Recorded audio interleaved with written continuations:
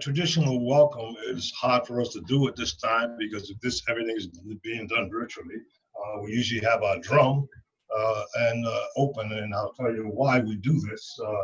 Because the first recorded expeditions to lands within the Pokanoket realm was by a Portuguese captain named Miguel Cordeiro. And then later in 1524, Italian captain Giovanni di Verrazzano sailed into Narragansett Bay, and he recorded a latitude of 41 degrees 40 north, which put him right parallel to the seat of the Massasoit. And so he described the inhabitants on shore as the goodliest people he had ever seen, because they were always raising their hands to the Creator and thanking the Creator for all that he had done for them. So our traditional opening usually is with the drum. We sing a song thanking the Creator. And then our Powers, who was not with us at this time, he's in Florida, he usually opens in prayer. So I am going to take and put on this song by the drum, which is an Eastern Medicine singers doing Tomaquag Museum.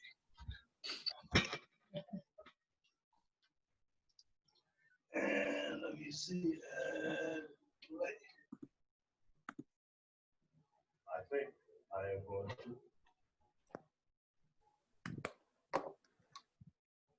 Wait, where's it go? Come on. Okay.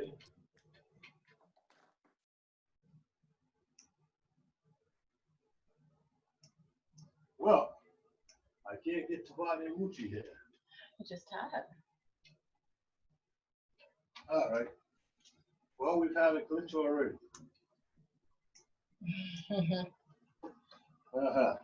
I can't get Tomaquag Museum. Okay. And that's why we chose not to play with any of the Zoom buttons. I'm gonna put it on. I'm gonna do it on that. Okay.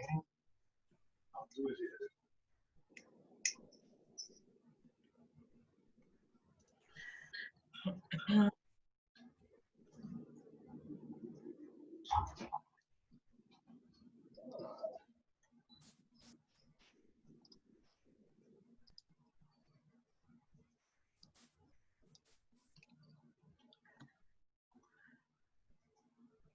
Wow. Are you all set? Wrong one. I don't know what's going on. Well, maybe for the sake of time, we should just continue. There it goes. Okay. Do it loud.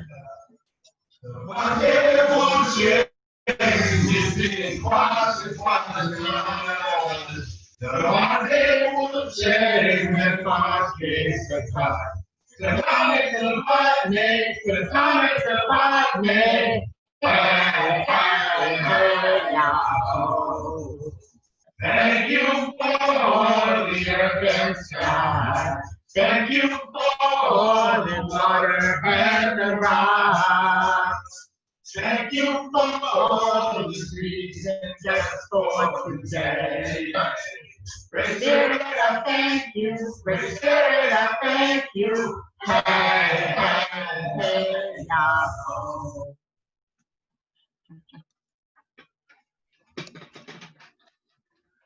And as I said once before, I am Pokanoket, and I'd like to welcome you to the ancestral lands of the Pokanoket tribe of the Pokanoket Nations, SOAMs. With that, I'll turn it back over to Jeremy. Thank you, Sagamore, and thank you, Sachem as well, Sachem Dancing Star, and we'll be hearing a whole lot more from both of you in just a few minutes, but thank you for that welcome. We are on the ancestral lands of the Pokanoket people, and what better way to start this seminar on indigenizing the curriculum than with a traditional welcome, so thank you for that. Thanks everybody for coming. Just a few words to get us started, and then we'll go over some kind of overarching ideas before, again, we kind of circle back to the theme of the first hour. The title of this seminar, as you all know, is Indigenizing the Curriculum. This is exactly the kind of thing that we have been working towards, many of us on campus in our own small sorts of ways for for many years, it feels like. So it's a wonderful honor and a privilege to be to be playing personally a small part in bringing to light what are really vital and really pressing issues of representation, of justice, of repair, right? So thank you all for making the time to be with us, to explore these issues and to especially explore them through the lenses of our classrooms, our curriculum, our mission as teachers, as scholars, as learners, hence the subtitle. It's a faculty seminar in which we all bring our own lenses, our own experiences to teaching and learning, hopefully in a more robust way with Rhode Island's Indigenous peoples. And so thank you all for making the effort. Thank you to Associate Provost Alan Hance and to Associate Dean Jason Jacobs for sponsoring this event, for making it possible for us to do it. Thank you, Brian Hendrickson and Charlotte Carrington Farmer for co-facilitating with me.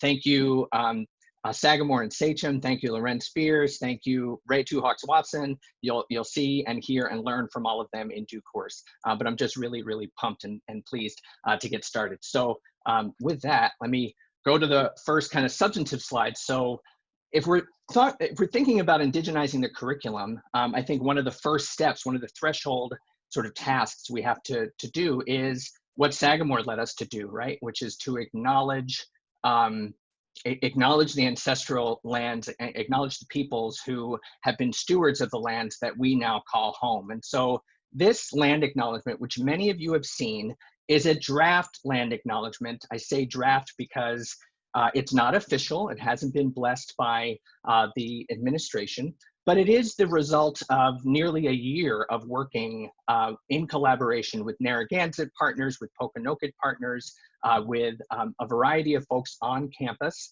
Around a dozen people have worked in iterations, drafts over the past year to come up with this statement. And this statement is, I think, important. I think it's powerful. So I want to read it and then briefly discuss it and then move on to kind of the seminar itself. So we acknowledge the peoples of the Narragansett and Pokanoket Nations as the original inhabitants and enduring stewards of the lands and waters upon which Roger Williams University is located.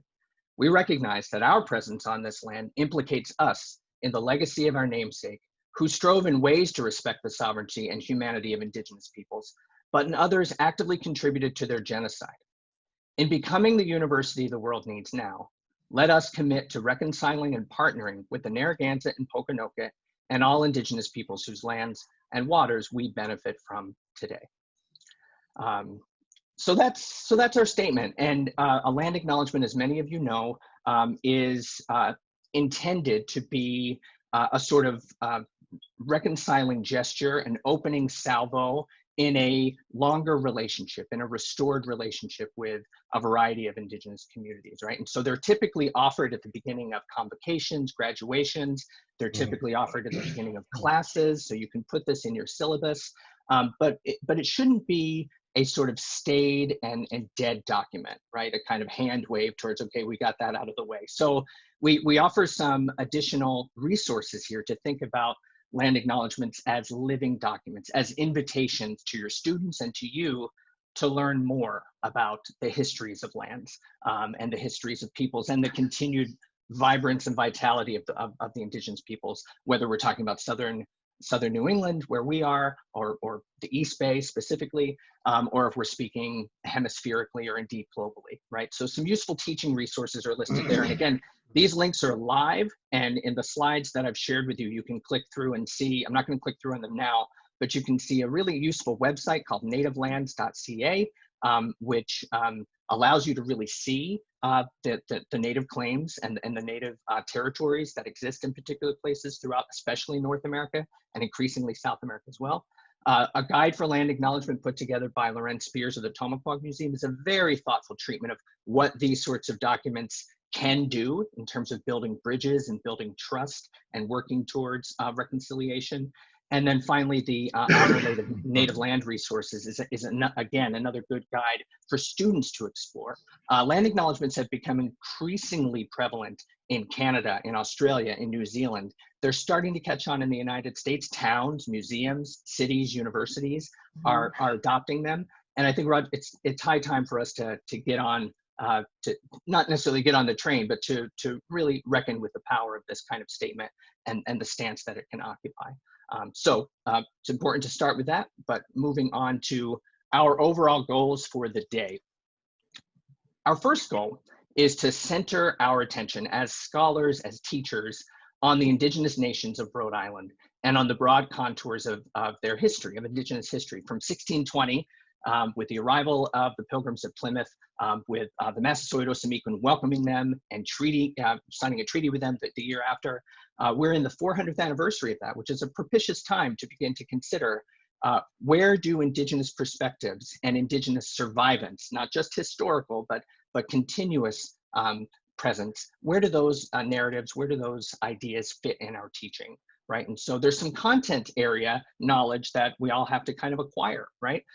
Whatever our discipline, we can benefit from learning more about Indigenous perspectives. And so if we center our attention on Indigenous folks, that can enrich our approach to a variety of topics.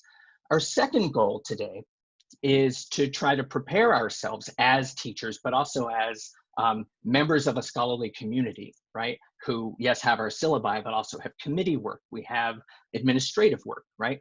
To perhaps more fully engage Indigenous communities in our teaching, in our learning, and in our work as a university, right? And as a place of higher learning that occupies lands that were never ceded, were never traded, were never sold away, right? And so preparing ourselves to more fully engage and, meeting with and hearing from the Sagamore, the Sachem, Lorén, Rhode, this is all part of that kind of work, right? Our third goal, and this is a long-term goal, is to rethink our teaching from a decolonial stance, which itself is an invitation to unlearn our own settler colonial thinking, give our students the tools to begin to question their settler colonial thinking, to valorize Native ways of knowing, to not pigeonhole or stereotype Native ways of knowing, or to reduce them to simple instruments of knowledge or of exotitude, but instead to really valorize and learn Native ways of learning, try on epistemic viewpoints that might challenge the very foundation of our own disciplines, right? And finally, to try to be decolonial is to thoughtfully inhabit the lands that we happen to work on, live in, make community in, right? And so those are big goals. We're not going to solve them all today, but hopefully we'll be getting introduced to some tools, some perspectives. Hopefully the readings have prepared us to have some of those discussions as well. You guys all know this. This is the structure of our seminar today. You'll note a sort of a theme, a pattern, right? And in hour one, the focus is decolonizing the land, really trying to focus on SOAMs, which, as the Sagamore indicated, is the traditional name, the Pokanoket name, for all the communities of the East Bay, Bristol, Warren, Barrington, East Providence, right? That's known as SOAMs, right? And so it's the land that we occupy on the Bristol campus. Providence is the neighbor, right? But we're going to be learning from the Pokanoket people and hearing not only about their history, but what struggles they're facing today and what goals indeed they have for their nation today. And in the second hour, we're going to be decolonizing the text, looking at a very key text that many of you are very familiar with, A Key into the Language of the Americas by our very own Roger Williams, and reading it against the grain with the aid of Lorén Spears from the Tomaquag Museum, who, as you know, just issued a Narragansett version or a Narragansett edition of A Key into the Text. So it's a wonderful sort of thing to think with, to think decolonization with, but also to begin to teach with.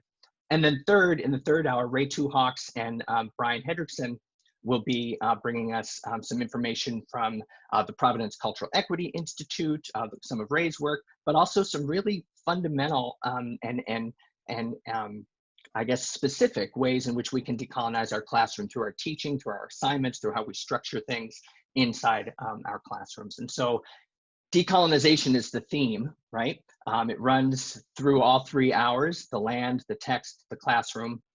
So I think before we pivot back to really take a deep dive into the land of SOAMs and the Pokanoket people, it's worthwhile pausing on this directive right here, what's written on the screen, which is that decolonization is not a metaphor.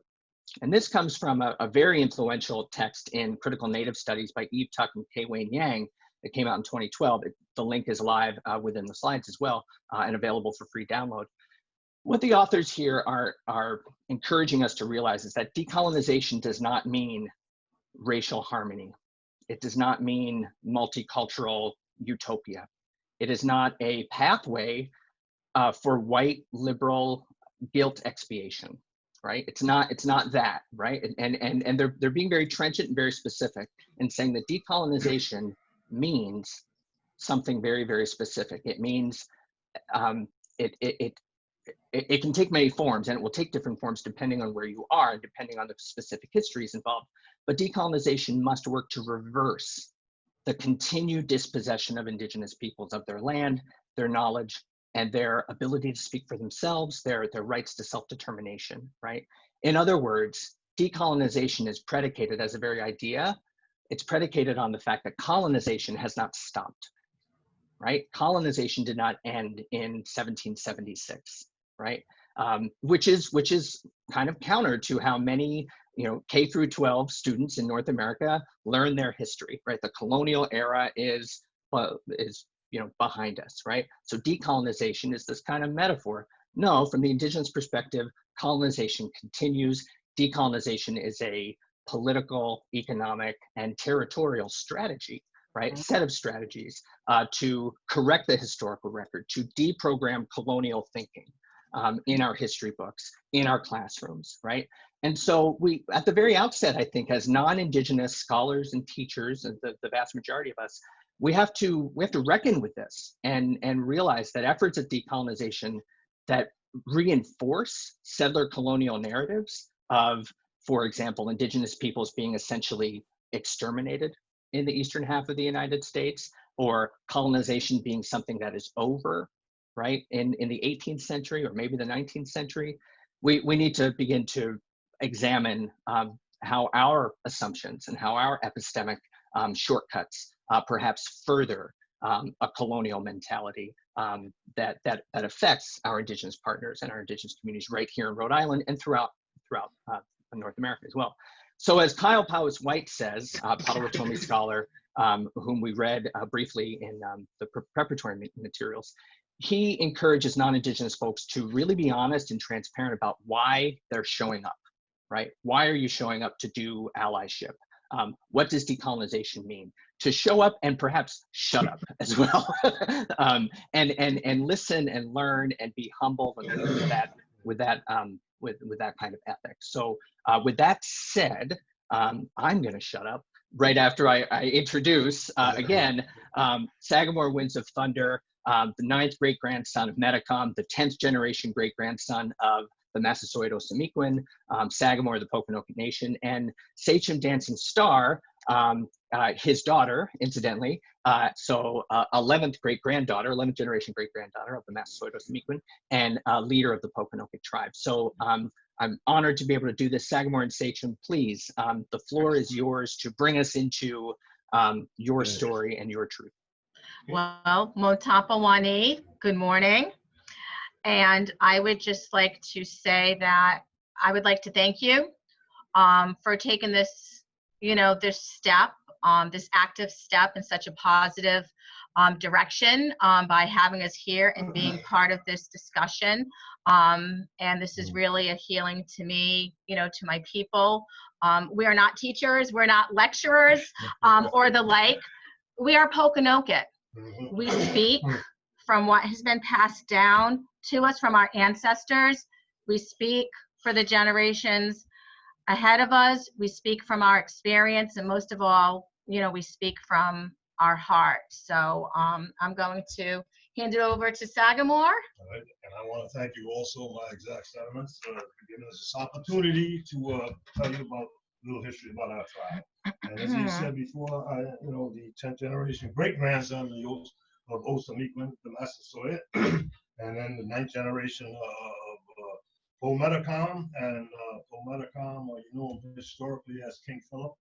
And I am the 6th generation great-grandson, excuse me, of Simeon Simon. And Simeon Simon was the hand-picked bodyguard of General George Washington. And there's a story that goes with that. But the reason why I tell you about Simeon Simon, he was a Continental soldier, received a pension from the United States government as a Continental soldier. And from the time that I can remember as a little kid, my parents and in our family were always told that you see that picture of George Washington crossing the Delaware, that Indian in the boat is your great-grandfather, Simeon Simon. Well, Simeon Simon is the great-grandson of Pokanoket or King Philip. And that's why I bring him into play. And in the year in 1976, they had my mother's family up to the town of Griswold, Connecticut, to honor them, celebrating the bicentennial celebration of 200 years as a country. And on that coin, they have the seal of Griswold, the bicentennial coin, and on the other side, they have a minted George Washington and Simeon Simon riding horseback side by side. Also, excuse me, there is a picture, a portrait of George Washington and Simeon Simons in the Griswold Town Hall. So I think that information is very important to, to establish who I am, what my family lines are. And when we say Massasoit, a lot of people think that Massasoit was his name. Massasoit was not his name. That's a title. It means great leader. And he was the great leader of the largest Indian nation in colonial America. There was no nation larger than ours. And his name was Osamikun, which is yellow feather in our language. So the headship tribe of the nation was the Pokanoket tribe. And so that's why when you hear them say Po-Metacom, what that refers, that Po prefix refers to of Pokanoket. Even our sacred mountains at Mount Hope, Montauk, we call Po-Tumtuk, which means lookout of Pokanoket in our language. So from the available evidence by scholars in repositories in Yale, Brown, Harvard, Smithsonian Institute handbook, which is up here on the screen, shows pretty extensive territories in Massachusetts, Rhode Island, Connecticut, southern Vermont, southern New Hampshire, all the way up to Schaghticoke Falls in New York State, of Pokanoket, occupied by Pokanoket tribe and nation. In fact, all maps prior to the King Philip War, 1676, including the John Sellers map, who was a hieroglyph to the King of England, refer to this southeastern part of Massachusetts and these areas as Pokanoket country or King Philip country. The seat of the Massasoit was originally in Sowams, which was Bristol County, Massachusetts. Now Sowams, Bristol County, Massachusetts, in the time of the Massasoit was actually more than Barrington, Warren, and Bristol. It was Somerset, Seacon, Rehoboth, Barrington, Warren, Bristol, but in East Providence. Of course, East Providence was not East Providence, it was part of Seacon. All right. So basically in 1747, Massachusetts ceded part of Sowams, Mass, to the state of Rhode Island, and that's how you have the territory which we occupy, which is called Sowams today as Barrington, Warren, and Bristol, which is Bristol County, Rhode Island, which is where your campus is at Rogers University in Bristol. So when you're talking about the Massasoit and his people, the Pokanoket, they, in history, a lot of these tribes are named after the towns that they lived in, but the Pokanokets lived in Sowams, and they were recognized as the Pokanoket people. According to the first 50 years of encounters with the European, the word Wampanoag was never even mentioned or recorded anywhere in the historical records. It was during the King Philip War, 1675-1676, that they outlawed the word Pokanoket. And if you were male 14 years of age or older and you said you were Pokanoket, they would kill you on sight. So you didn't say you were Pokanoket. And so it was during this time that they started to identify us as Wampanoag. But Wampanoag was a term that was originally meant for the tribes that King Philip tried to solicit to fight against the colonists. And these tribes that were named Wampanoag, which means Easterner in our language, basically were tribes, that fought against the colonists. So if you didn't fight against the colonists, you couldn't be called Wampanoag. All right. So this is not this is according to the Massachusetts Archaeological Society. They say it's ironic that some of the tribes that identify themselves as Wampanoag today, they didn't fight with us during the war against the colonists. So, but that war, the King Philip War, even the great Shawnee chief Tecumseh were trying to gather allies to fight against Andrew Jackson. He was soliciting the help of the Choctaw, the Chickasaw, and he mentioned where today are the Pequots, the Narragansett, the Mohawks, the Pokanoket, and many other powerful tribes. He didn't mention Wampanoag. This is in 1811 when he was soliciting troops to fight against the Andrew Jackson. The King Philip War, it just became evident to Metacomet that we weren't actually sharing our land with the English, but we were actually losing it. The encroachment, the hostilities that were inflicted upon our people, it just made it, it just got to the point where he had to go to war. And I read an account of when he said to an interpreter that he would rather die without than live without a country. He would rather die, going to war than to live without having a country.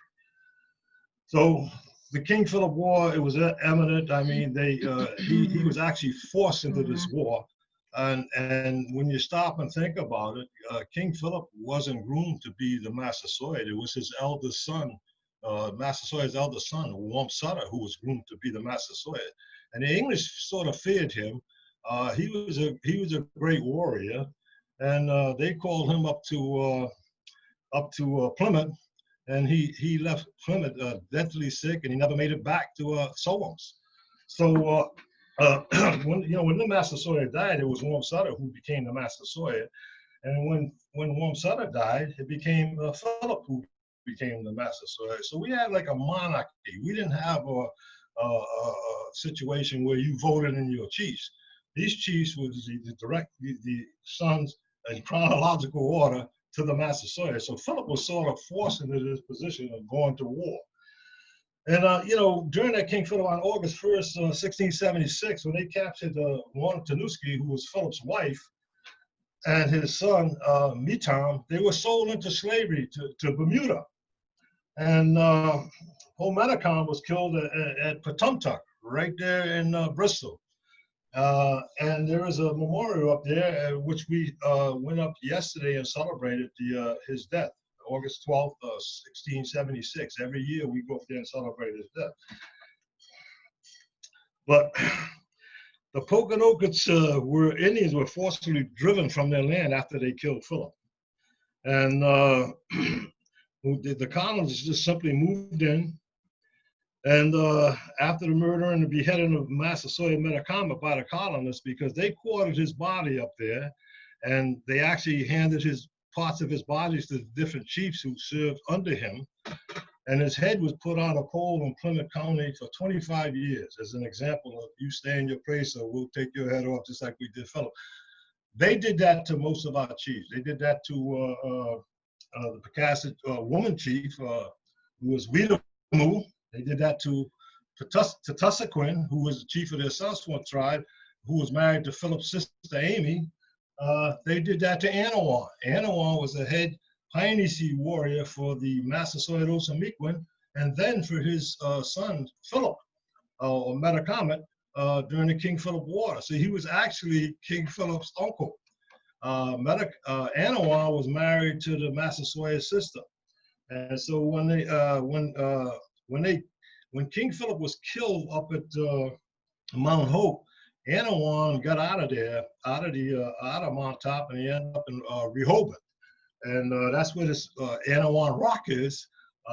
At that time, it was, I think it was Governor Winthrop of the Plymouth Plantations I'm sorry, it was Benjamin Church who captured him over there at Anawan Rock. They called Benjamin Church up to Boston. Anawan was never supposed to be killed. He was in his 80s when they killed him. They beheaded him. And Benjamin Church was called up to Boston, and next thing you know, they killed Anawan and they beheaded him also. You know, but the rest of the captives that they captured over at the Mount Hope site, the group was put on a reservation up in Shetucket. They called it the Shetucket Reservation up in Connecticut. And the group was placed under the leadership of this Matasiak, Philip's cousin and war captain. And then they P.B. Warmachuk and Philip's sister. So that the Pokanoket, when they were at the Shetucket Reservation, they had their own Sachem. They were not subject to another Sachem. And this was confirmed by the testimony of a Quinnebog Indian named Passacogan. And King Philip's sister, strangely enough, was the only woman that was mentioned on that reservation. There were other Indians on that reservation. They put the Reverend Fitch as an overseer, and then they took the Reverend Fitch away, and they put Uncas as our overseer. And Uncas was raping our women and killing our old men and children. So basically, we kept coming downstream until we got around New London, Griswold, that area. At that time, I think it was all called New London, if I'm not mistaken. But like I said, Anawan escaped, and the Anawan captives were still here. They're still here to this day, the descendants of the Anawan captives. The people that were put up there on that reservation in Shetucket, those are my mother's people. That was the Simon line. And excuse me, the Anawan captives, that was my father's people. And in the year 1812, when the town of Seekonk incorporated, there were 3 Indian villages on Chestnut Street and Seekonk. And they couldn't recognize them as Pokanoket because it was against the law. It was illegal. That law was still on the books in the year 2000.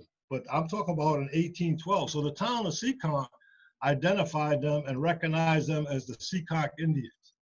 And these were the Anawan captives that remained, who was my father's great grandfather, his Susan Claiborne, who was my grandmother's great grandmother, was the granddaughter of Anawan. So this is how my line comes down on both sides. One side is my mother's side is directly from Philip. Now you probably say, well, we thought Philip's line died, you know, with Philip. Well, they sold his wife and his son into slavery, into Bermuda, but we had to go over there and prove that Vitam came back. This is why we know that story in our family. We proved that he was put on a ship and came back to this area, and that's who Simeon Simon's grandfather was, Vitam. And so, but no one knows who Simeon Simon's parents are. That had to be kept secret because they were killing Pokanokets at that time. So you didn't go around saying that you were Pokanoket. Strangely enough, even as a kid coming up in the 40s, it wasn't fashionable to be Indian. But everybody, and I grew up in Providence, and I'll tell you that everybody knew who my family, they knew who my mother's family was, they knew who my father's family was, and this government also knew. And so basically, I didn't have to go around telling people I was Indian. They told me that I was Indian. And to this day, you know, we you know, I've been doing these things to try to reclaim our identity, and because you find that because of this colonization, there's a lot that has been done to divide and conquer the tribes. And so in the year 2015, I went up to the United Nations, and this was the 14th session of the United Nations Permanent Forum on Indigenous Issues in New York. And they were discussing concerning reparations and reclamation on Indigenous and Aboriginal rights. And so we, at this time, we thought, we would be pursuing federal recognition, and we discovered, well, this is not the way to go. They already recognize who we are. We're already sovereign nations, but there's a process that you have to go through to reclaim this. And so basically, we determined at that time that we were going to take and pursue our Aboriginal rights, because all of these laws that were written, they were written before there were any Native Americans. Because if you look at the laws, they talk about American Indians, they talk about Alaskan Natives, and then they'll talk about Native American. And they sold us a bill of goods, thinking that you had to become Native American, which actually took away your Aboriginal rights and made you a ward of the states. So from there, like I said, it was a process that we had to do of reclaiming, our citizens, repatriating them back, forming public and constructive notices, form a tribal trust, so forth, so on. And to this day, we're still.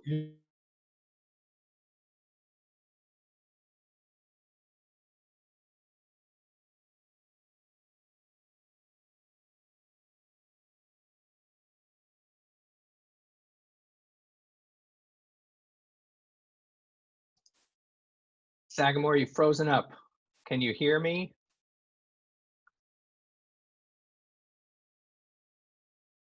Is it just me, or did Sagamore freeze up? The Sagamore froze up. I can't hear anything. Okay. Thanks, Charlotte.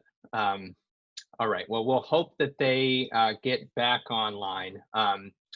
I think, as Sagamore was saying, the question of recognition and who has the power to recognize is a very fundamental one, right? If it's a state government or a national government, the cunning that can come along with that, the kind of contortions that groups have to perform so that they are able to be recognized as having a certain status in the terms of the state or an international body for that matter. And Sagamore is rejecting that notion.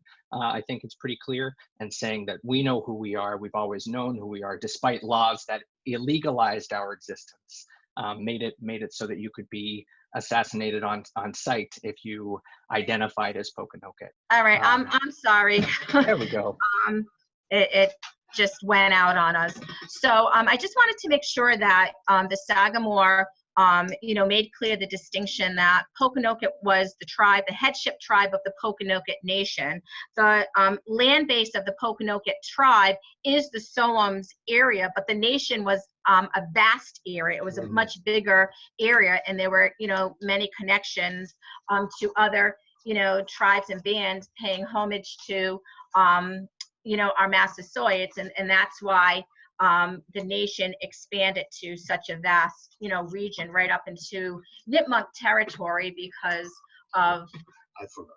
Yeah, because the Massasoit, was married, to the queen of the Nipmunks, and therefore there was an alliance there, and Philip's grandmother was actually Nipmuc, so there was a vast connection. Philip's mother. I'm sorry, Philip's mother was the queen of the Nipmunks. So the nation was very vast. The Pokanoket tribe, the headship, has the land base of Sachem. So I just wanted to make sure that was clear. Yeah, let me just expand it further, because the Grand Sachem of the Tomaquag Nation was Nanawanha. And the other name they called him was Old Ancient, and Mashapug, that was his Christian name, because he converted to Christianity. And that was John Elliott country. But the Massasoit was married to the queen of the Nipmunks. And basically, that's how our territory went all the way up to southern Vermont, southern New Hampshire. It was actually during the King Philip War, during the winter campaign, that the Massasoit Obedacom was up there with Ketasꚙt, the chief of the Narragansetts, planning his strategy for the war. And so and that was up at Schaghticoke Falls, which is this side east of the Hudson River. And basically, we have, even today, one of my relatives, the chief of the Schaghticoke tribe, he's a Simons, he's chief of that Schaghticoke tribe. But one of the things that is, if you read the history, you'll see that Warm Sutter actually fought Uncas over the Nipmunks, because when Uncas was run out of New York State by the Mohegans, it was actually Nanawanhat who gave him permission to settle in Connecticut. And then years later, when he gained strength, he tried to make the Quabogs pay homage to him, like become a tributary tribe. And this was in 1660, when the Massasoit was sort of, I guess, on his deathbed or very sick, because he had left here and he was actually acknowledged head of the Tomaquag Nation. And so that's why our territory went all the way up there to Mount Monadnock, which is where the King Philip Trail is in southern New Hampshire. It's the King Philip Trail because that was our territory. And so basically, Wamsutta fought Uncas over the Nipmunks in the year 1660, and he said, the Nipmunks belong to me. He said, I fought Uncas over, and this is recorded in their history, but he was fighting for his mother's territory. That was his mother. She was queen of the Nipmuc. And that's why the Massasoit actually died in Quaboag, which is Brookfield, West Brookfield, North Brookfield, Mass. He was brought back here to Burrs Hill to be buried. Yeah. So for the sake of time, because Sagamore has information where he could talk for this whole seminar nonstop, a lot of the stories that we have been passed down, through the line, and it's only been recently that a lot of this information is coming out because of technology and the access to the information. But what had happened is, it got to a point, and I have to thank Sagamore's generation. It got to a point where, the generations before him, they were afraid to identify themselves as Pokanoket, and they just, kind of kept it to themselves, kept the stories going. But with Sagamore's generation, they said, no, enough is enough. Sagamore was stopped as a child from, telling people that I come from, what we call the Royal House of Pokanoket, which is the Massasoit's line, the line of, leadership, the King Philip line. And he was brought into the house, and he was severely disciplined and told, you don't ever say that out in public. And so that is how drilled it was into the, the generations before us, is you don't identify yourself publicly, you don't identify yourself publicly, but this is who you are. His generation started saying, no, we're going to say who we are. Enough is enough. This is not okay. And that is when the tides turned. And miraculously enough, we, had a prophecy of our people that when the lights shone on Mount Wachusett, which is one of our 3 sacred mountains, that when the lights came on at night, not the lights, but when it was lit up at night, that our people would come back together and we would rise again. And it was during that time that they started night skiing at Mount Wachusett, and the mountain was lit up at night. So it's prophesied that during his generation this would happen. And so during his generation, and the previous generation was still alive, and our people were just trying to group back together and say we need to group back together and get out there as a people and reclaim who we are publicly. And so what they decided to do at that point, because back then, we were all kind of drinking the Kool-Aid of colonization. So, back then we thought, oh, okay, well, we've got to go for federal recognition, and some of us were saying, okay, but we don't need the government to tell us who we are. But in order to, get our rights, restore our land, we have to go the federal recognition process.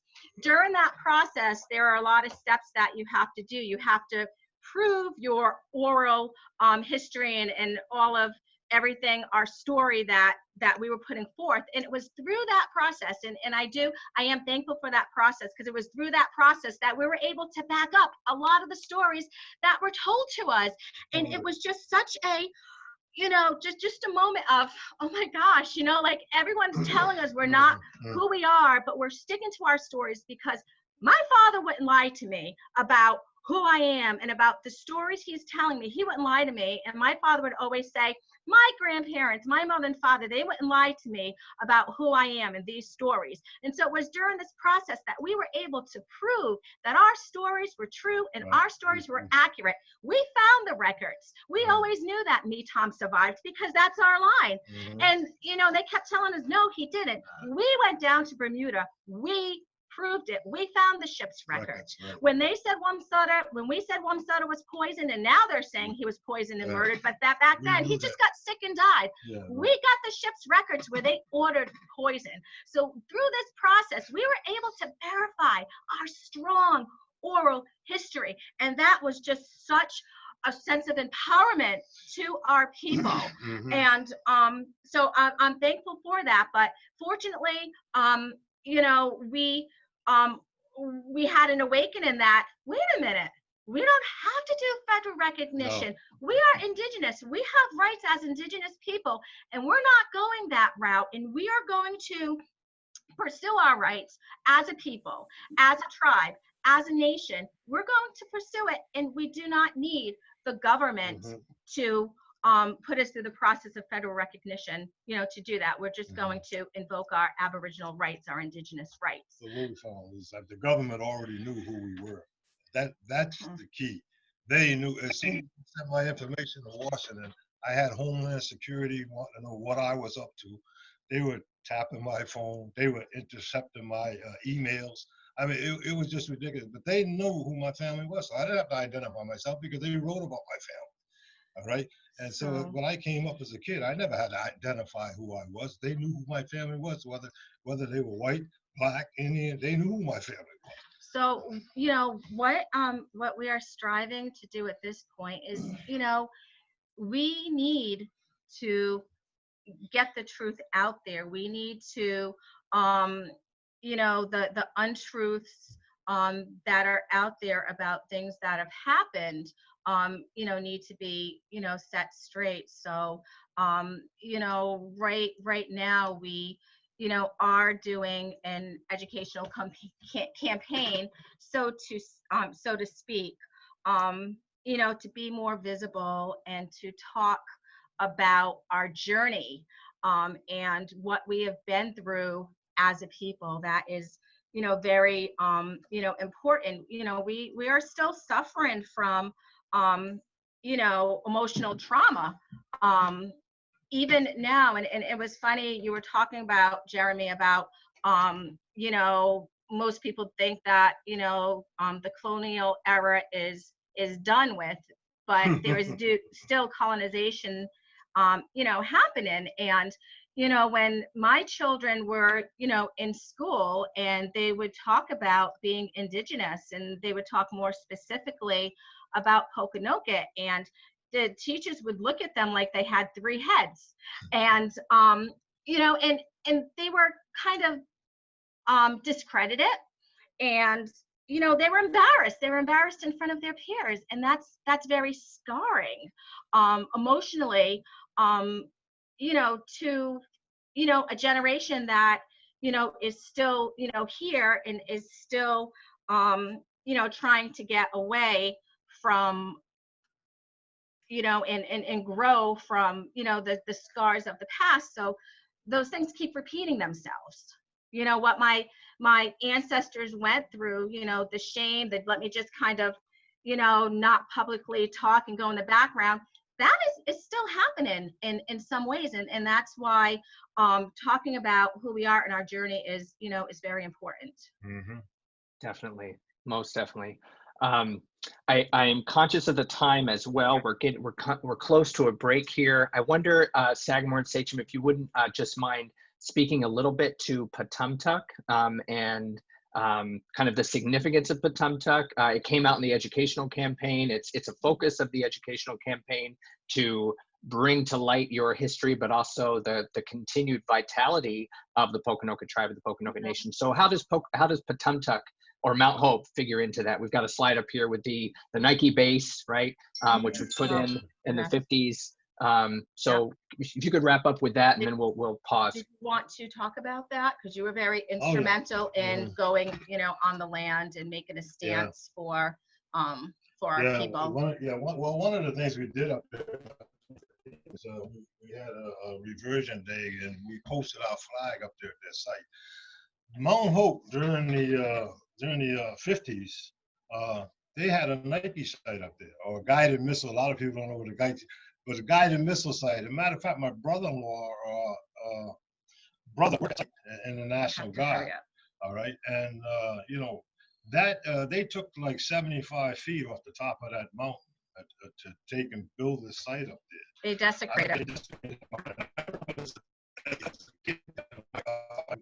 Mother's first cousin, Princess Redwing, taking my brother up there to Mount Hope. The land itself is not what has happened. But you could see from the Sea to Phillip, you could see all the way down to the water. You know, today there's so much growth and trees all over the place. It's just it's very depressing, you know, to look at it and see it the way it is today. But we still hold many of our sacred ceremonies at Mount Hope, at the we used to send smoke signals from Tomaquag to Mount Wachusett, and from Mount Wachusett to Mount Monadnock, which is up in Michigan. It is. So I'm talking too much. Oh, well, no, that really sums it up nicely, and of course we could spend the whole time and many more hours talking about Patumtuck, talking about the Pokanoket resurgence in the past 2 decades.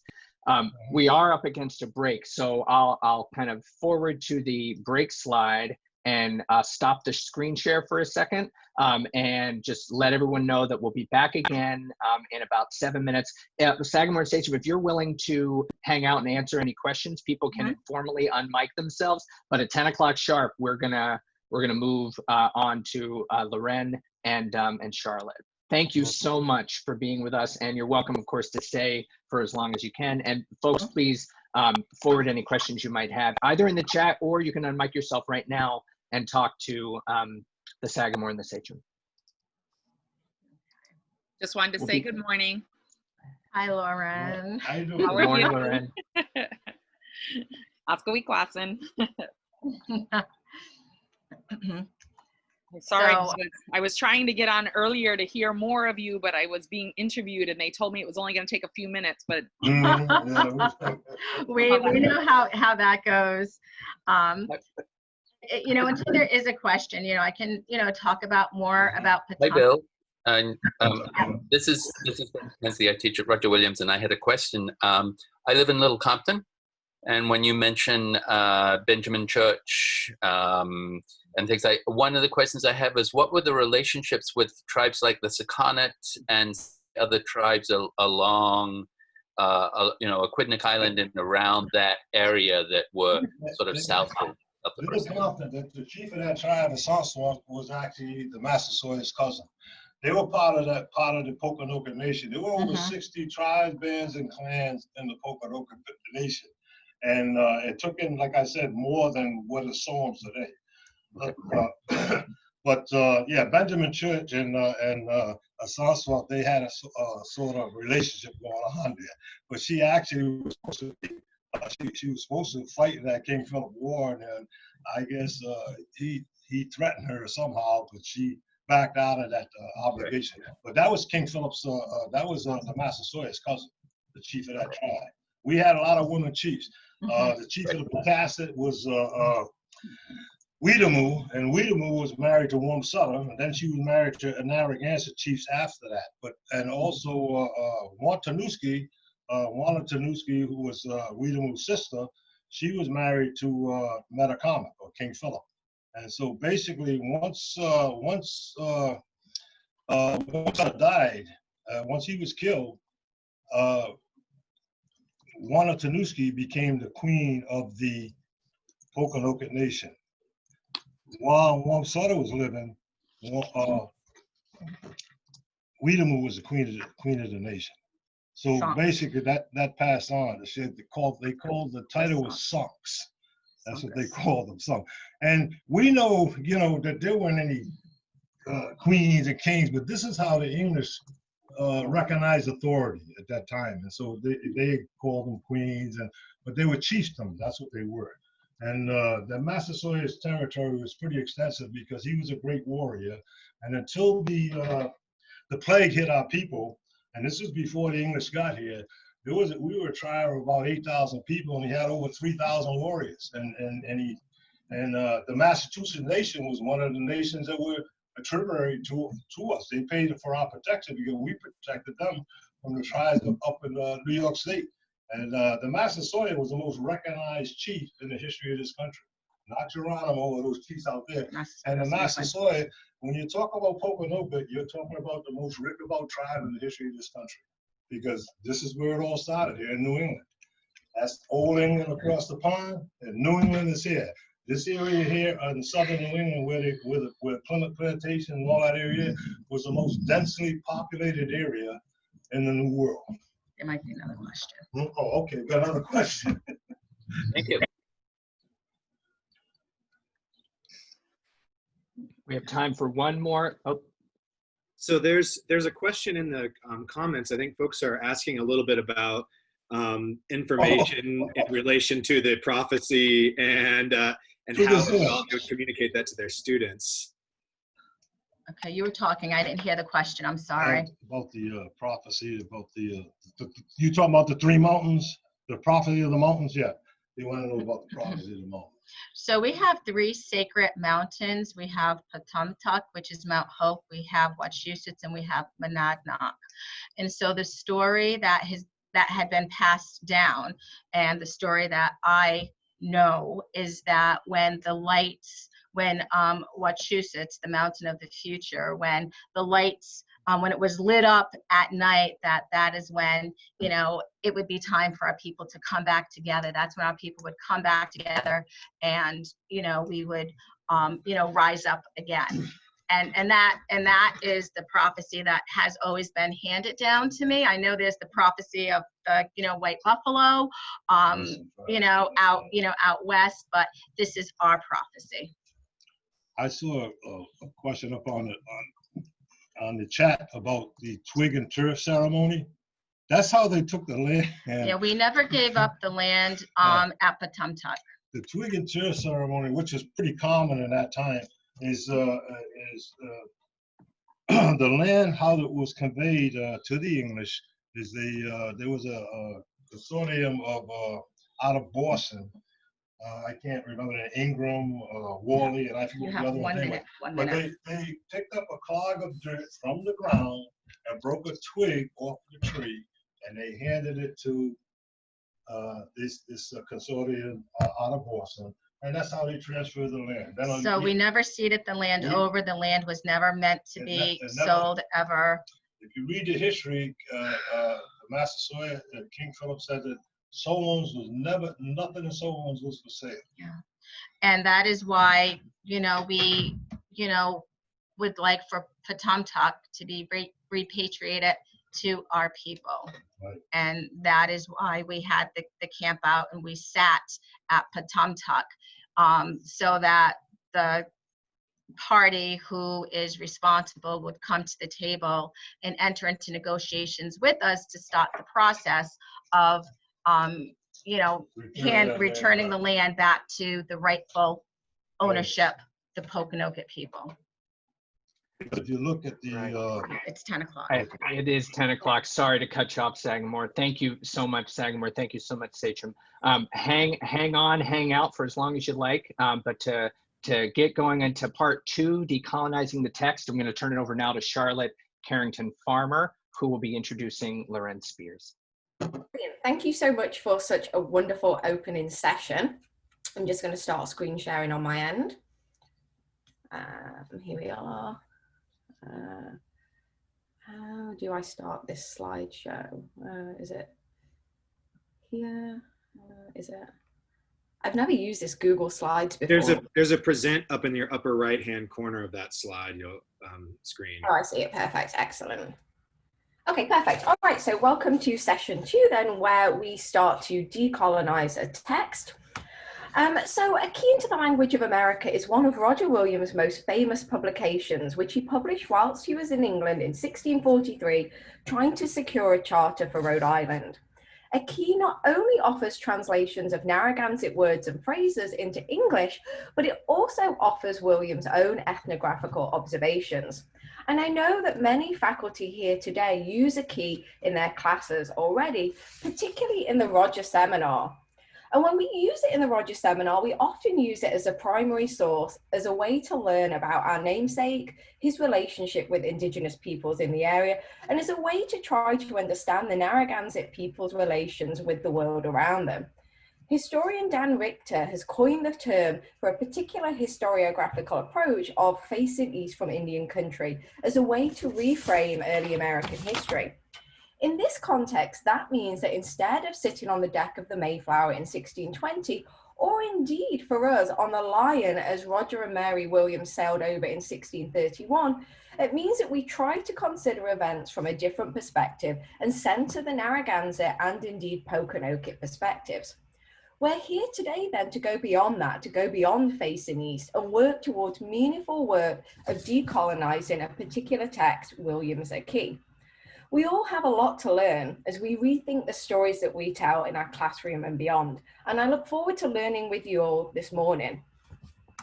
So I'm thrilled to introduce you today to Lorén Spears, Narragansett, Executive Director of the Tomaquag Museum. Lorén holds a Master's in Education and received a Doctor of let's get my words right, and received a Doctor of Humane Letters honoris causa from URI for her dedicated work. She's an author, traditional artist, and she shares her cultural knowledge with the public through museum programs. So I'm now, as Jeremy said, going to shut up and listen and hand over to Lorén. So bear with me while I just make Lorén a co-host. Let me come back to Zoom. Natasuis Makasini Pashao Nahaganset, Natasuis Lorén Spears English Nin Nahaganset Nahantek, Kanupiam at Aki at Pokanoket Ka Nahaganset. So hello everyone. I'm Lorén Spears and my traditional name is Makasini Pashao, which is the moccasin flower or the lady slipper. And I am Narragansett Niantic. And I welcome you to the homelands of the Pokanoket and the Narragansett people. And so I'm going to, as soon as she stops sharing, share my screen and share with you about Roger Williams' Key into the Language of America and the process that we went through to create this book, or this new edition of this book, I should say. It was really something that had been going on in our community. I'm on the language committee in our community, and my mother is the chair of that committee, and some of the tribal members and their family members are part of that committee. And we were doing a lot of work around our language over many years before my time for certain. But recently, we were really looking at Roger Williams' Key into the Language and kind of studying it and objecting to some of the things that were said, and then expanding on some of the things that were said in Roger Williams' Key in regards to our people. And so our purpose and goals, now I have to be kind of fast because I normally take an hour to do this and I have a half an hour, so I'm gonna be as quick as I can and try not to get too over-focused on things that aren't important. But what was really important to us is that the book be user-friendly. First, for the Native community that wanted to use it today to support their own language knowledge. Second, for the general public, students, and those scholars that weren't necessarily Old English scholars that wanted to be able to read and dissect Roger Williams. So we updated the English into something common. And then, of course, the most important part for us is that we made references from the Narragansett perspective, and then also some linguistical comments on things that he got wrong. We try to remind people Roger Williams was an immigrant to a new land and with new people, and he didn't understand the language fully, and he didn't understand the people fully. And so we were looking at that and discussing those pieces. These are some of the people. The one person that's missing is Kathleen Bragdon, who is a PhD from William and Mary and a linguist and historian. And we'd worked with her on another language project that we had done. So we brought her in the mix for this project, and we worked on all of those pieces as we mentioned before. One of the things that's really important to me is the acknowledgements of in the book itself. Most importantly, to the Narragansett people that came before us that let us be here today. As Ella Sikatow said once, so long as one person is speaking one word, the language continues. And in reality, in our community, even though it is not a completely fluent language, of course, due to conquest and colonization, it is a language that has been continued. Our community has been continuously using it in names and in general conversation, in ceremony, and in songs all along. And I actually feel really proud because of the work that we've done collectively over the last maybe 30, 40 years. Our young people are much more fluent than I was. I'm 53 this year, well, soon to be 54. And my children know more language at their age than I did at their age. And I'm seeing that with my grandson as well. So it's really important. So all of these people were really instrumental in getting this project underway in different kinds of ways. But it's really, really important to think of those that came before us that allowed us to have elders that were teaching us the language, going to the Longhouse with Ella when I was a child. But I can remember my grandparents talking about doing language classes with a tribal elder that was older than my time, Cecil Addison, and doing language. So that language is really, really important to our community. In the preface, one of my favorite parts of the book, well, let's see, is well, first off, I was the one tortured to write the preface. The group said, "You're it." And one of the big things that we wanted people to know is that we really wanted to have people understand that we didn't change Roger Williams' more particulars. We left them as they were because they were kind of his own creative writing. And we felt that they needed to stay as they were in his original poetic style.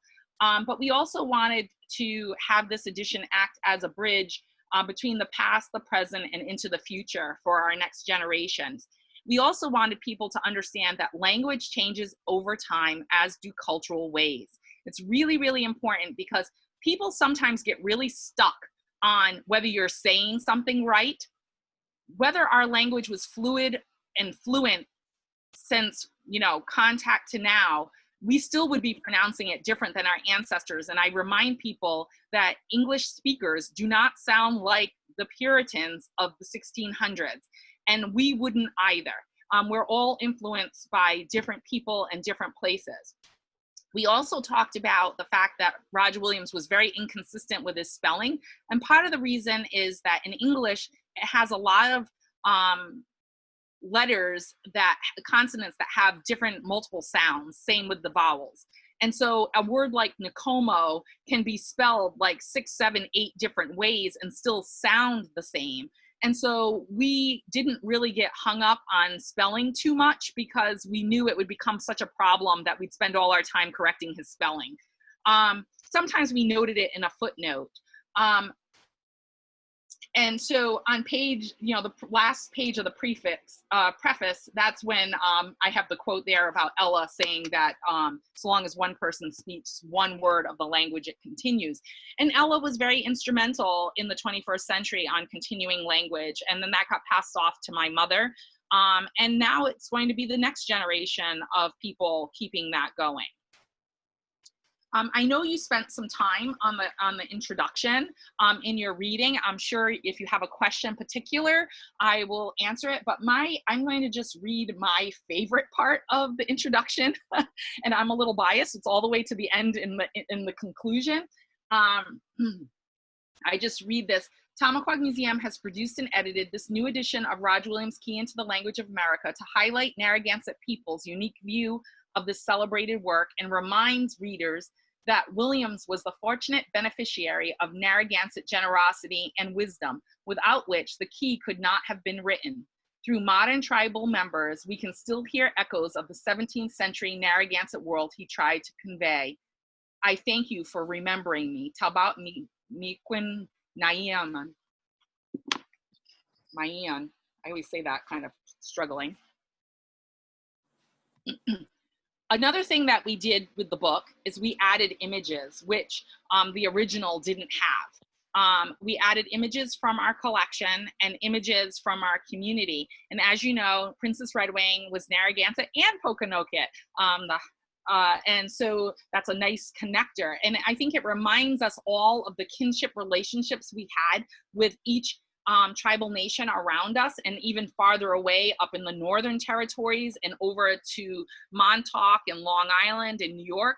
I think that people in the modern way of thinking about nationhood think about it in a very isolated way. And we had very strong kinship relationships with the nations around us, and that's really important to know.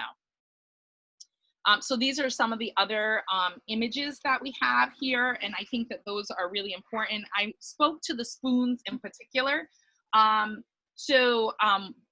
page 34 is the page that has these images in the book. In the book, they're in black and white versus in color, but it's really important for us to think about it. The observation, their women constantly grind all their corn by hand, and that goes along with footnote 30. Corn is considered a symbol of fertility among many indigenous communities, including the Narragansett.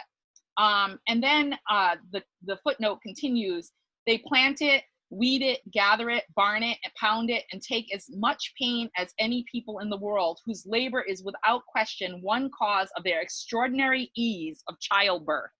This is footnote 31. So this is what we wrote. Williams made assumptions regarding the ease of childbirth because of the manual labor of women in the production of corn. Women not only grew the corn, but also the crops such as beans, squash, and melons. They harvested wild edibles such as field greens, berries, nuts, seeds, roots, and tubers. Along with these activities, they participated in fishing, shellfishing, and collecting maple sap. Men and women worked hard throughout the year to provide food, shelter, tools, and other materials for their community. Each person, as in any society, had roles and responsibilities. You'll notice in the footnotes, if they have no initial in the front, that's the team, the Narragansett team. If it has KB, it stands for Kathleen Bragdon. It was her addition to this footnote was KB. It was a common for English writers of this period to remark upon how hard Native women worked, possibly meant as a slight to Native men. And that was something that was very true, that they were always putting down Indigenous men and their competencies. Again, with images and footnotes and observations there. The knife observation, I think, is a particularly interesting one. Chakwak observation. The reason they call themselves Englishmen or Chakwak, meaning knife men, is because of the metal knife or chakwak the English used. Prior to the presence of the English, they used stone instead of metal for their knives, awls, blades, hatchets, and hoes. And our footnote says, the Narragansett also used bone and antler for awls, scrapers, and hoes. Today, there are still many Narragansett artists using stone, bone, and antler for making tools and art pieces. So throughout the book, not only do we respond to what Roger has to say, but we also often expand on not only what we were doing historically, but what we're doing today, because it's really important to us that people understand that we're still here. And that we were here then and we're transcending these 400 years and are still here today. We also, on the same page, we correct some of his grammar. So, Sun Pish Wonk Commission, will you give it to me again? The footnote is sun was added for a yes or no question. And in another spot, Pish was added to denote the future tense. Oh, in the same sentence. So, Sun Pish. So again means in the future. And he often left out those grammatical pieces because he just didn't understand the rules of the grammar. Along with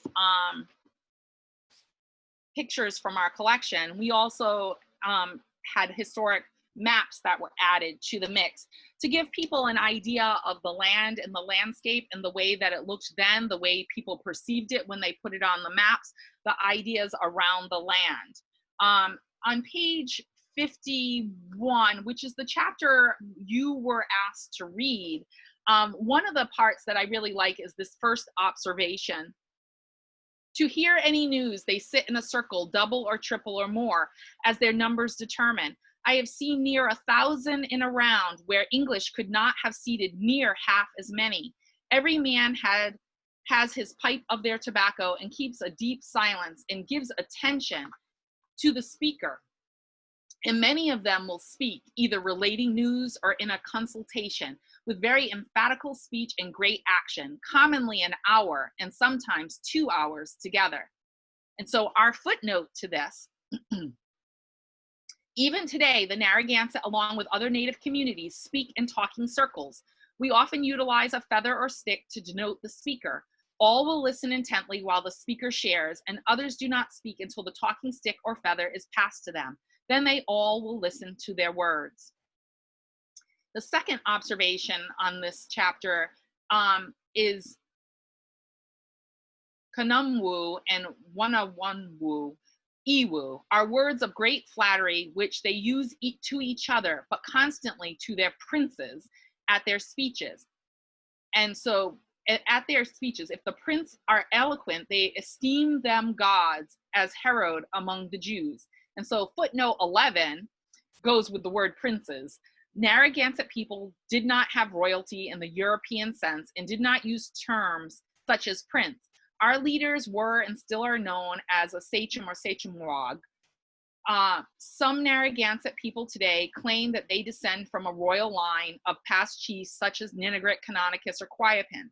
However, this concept of royalty was a European construct and is an interpretation that has been adopted over time by some Indigenous people. In reality, virtually all of us can say that answer. We all descend from some historical chief. So we all are from a royal line. You know, people can say it in the 20th century and maybe late 19th century, people said it. And I personally think it has to do with the conquest and colonization, and it was a way to uplift our people under this oppression, to claim that. I'm not negating, we have those lines, and those are our leaderships, but the term royalty is what we're debunking. And because that's a Eurocentric construct, and it's also a construct that puts women in their place. I know there were some women that had power, but historically the majority, it was a patriarchal society as opposed to matriarchal. And it's also a pushback against the fact that they look at our women leaders as not leaders, but just wives of the leaders. And that's a Euro construct as well. If you really look at Weetamoo and Quiapin and Wamsuta, they had their own land base. They were leading those people and those communities. So I think that's really, really important. I'm not gonna do all the points that I usually do because we don't have enough time to do all of them. So I will skip ahead to one of these other ones. What one is that? I like to do, let's see. I like this one. This is on page, this is chapter 1273, which is not in this list, but I'm gonna do it nonetheless. Observation by Ketasꚙt. They acknowledge the sun and adore it as a god or divine power. Our footnote. The Narragansett people respect the earth and celestials. We celebrate and honor the spirit of all creation. However, that does not mean we think of the sun as a god. We honor the gifts of the sun, the light, the heat, the energy, and beauty. The spirit of God is in the sun. Manet, Manatu, or Katantuit are words that mean God, creator, great spirit. Just as in English, we can use many words to describe God. We honor the gifts and spirit of all creation.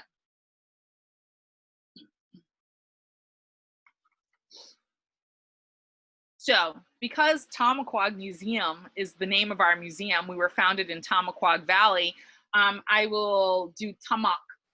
Tamak means beavers, or beaver, and Tomaquag means beavers, and Tomaquag, the diluted version today, means beavers plural. And that's important because of the fact that our museum is named after that. So the observation is Tamak is a beast of wonder for cutting and pulling great pieces of trees with his teeth. I have often seen fair streams and rivers dammed and stopped up with sticks and earth by them. Upon these dammed up streams, a Tamak builds his house with levels where he sits dry in his chambers or goes into the water at his pleasure. And I just love that description that Roger gave. And, you know, because of colonization and urbanization and industrialization, I should say, there was a real decline in beavers. And the beavers today are nowhere the size of the beavers of long ago. And the beauty of that and the description that he gave, I thought was super powerful. I liked this one on page 95, which is about the sea. And of course, as Eastern Woodland coastal people, the Narragansett, the Pokanoket, the other Wampanoag bands, the Shinnecock, the Niantic, you know, the list goes on. We are ocean-going people. And when you think about our rights today and how they've been stripped from us, it's really important to think about the importance of the sea in our daily round, in our lives, in our historical and contemporary lifeways, and how important that is. So this particular passage is about Mashoon. Mashoon is an Indian boat or dugout canoe made of a pine, oak, or chestnut tree. And so we put in our footnote, canoes were also made out of birch bark because nowhere in this passage do they mention it. And yet we have several historic birch bark canoes in our collections. But they talk about lots of different other kinds of vessels and the adaptation to some of the Eurocentric vessels as well. This is page 112. This happens to be a paint pot. So it's like sometimes they're called an effigy pot if they're shaped like something like a frog or some other animal, but you use your finger and that little hole is only big enough for your finger and the dyes that you put in there to paint your face and paint your body. And it's connected to faith and spirituality. So the observation is this that I want to share with you. This is Roger's observation. Through this feasting and gifts, the devil encourages the pleasantry of their worship, parentheses, as he does all false worships by such plausible earthly arguments of uniformities, universalities, antiquities, immunities, dignities, rewards unto submitters, and the contrary to refusers, end parentheses, so that they run far and near and ask Hawan Nakamet. Who makes a feast? Hawan Nakamet. So our footnote is this. William's perspective is one from the Christian faith, which espouses that all religions not derived from Christianity are the devil's work or heathen, pagan, or infidel. Despite his goal for religious freedom, for which he is most remembered, he was not respectful to the indigenous people's spiritual beliefs. The Narragansett are a prayerful people, greeting the day in prayer, working in prayer, and celebrating in prayer. Nakomo is an example of this faith, giving thanks to the Creator for the blessings in our lives. The Nakomo gifts were perceived by Williams as beyond their means. In our culture, today, we still have Nakomo. We also believe a gift worth giving should almost hurt the giver to give. That shows the respect for the one receiving as well as honoring the Creator. Skip to 120. Peek at where we're at. Just got a few more minutes. So on 120, Inach Nin Anawa, let my words stand, is a very powerful phrase that has been continued down in our community. And the late Ella Sikatow, the Narragansett tribal ethnohistorian, ended most of her invocations or speeches with these powerful words. And I always like to remind people of that, the continuation of the language and the use of the language on throughout time, which is really important. Just noticed a typo there on that page. This is the observation on page 121. I never observed an excess of scandalous sins among them, as commonly seen in Europe. Generally, they don't know the sins of drunkenness and gluttony. although they haven't so much to restrain them, both in respect of knowledge of God and laws of men, that was in parentheses, as English have. A man never hears of crimes among them, such as robberies, murders, adulteries, etc., as he does among the English. I think this is a really powerful statement, because today the stereotypes are all of the above of what Roger Williams just stated we were not. And our footnote is, Europeans introduced alcohol to the indigenous people to manipulate easier access to native resources and land and to gain power. It was truly a tool of war and supported European greed. It is painful how the introduction of these vices were used to gain access to our resources, divide our people, and conquer our nation.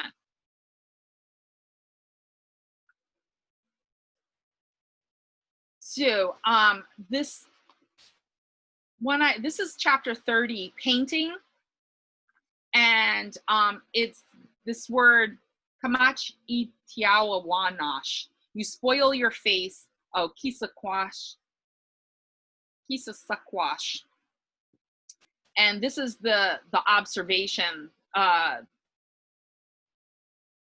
the footnote that we said to that. Oh, because he has an observation. It says, it has been the foolish custom of all barbarous nations to paint and figure their faces and bodies as it is also been our shame and grief. He's also remembering a time when others in Europe did such a thing. Then he writes this is the only more particular I usually read.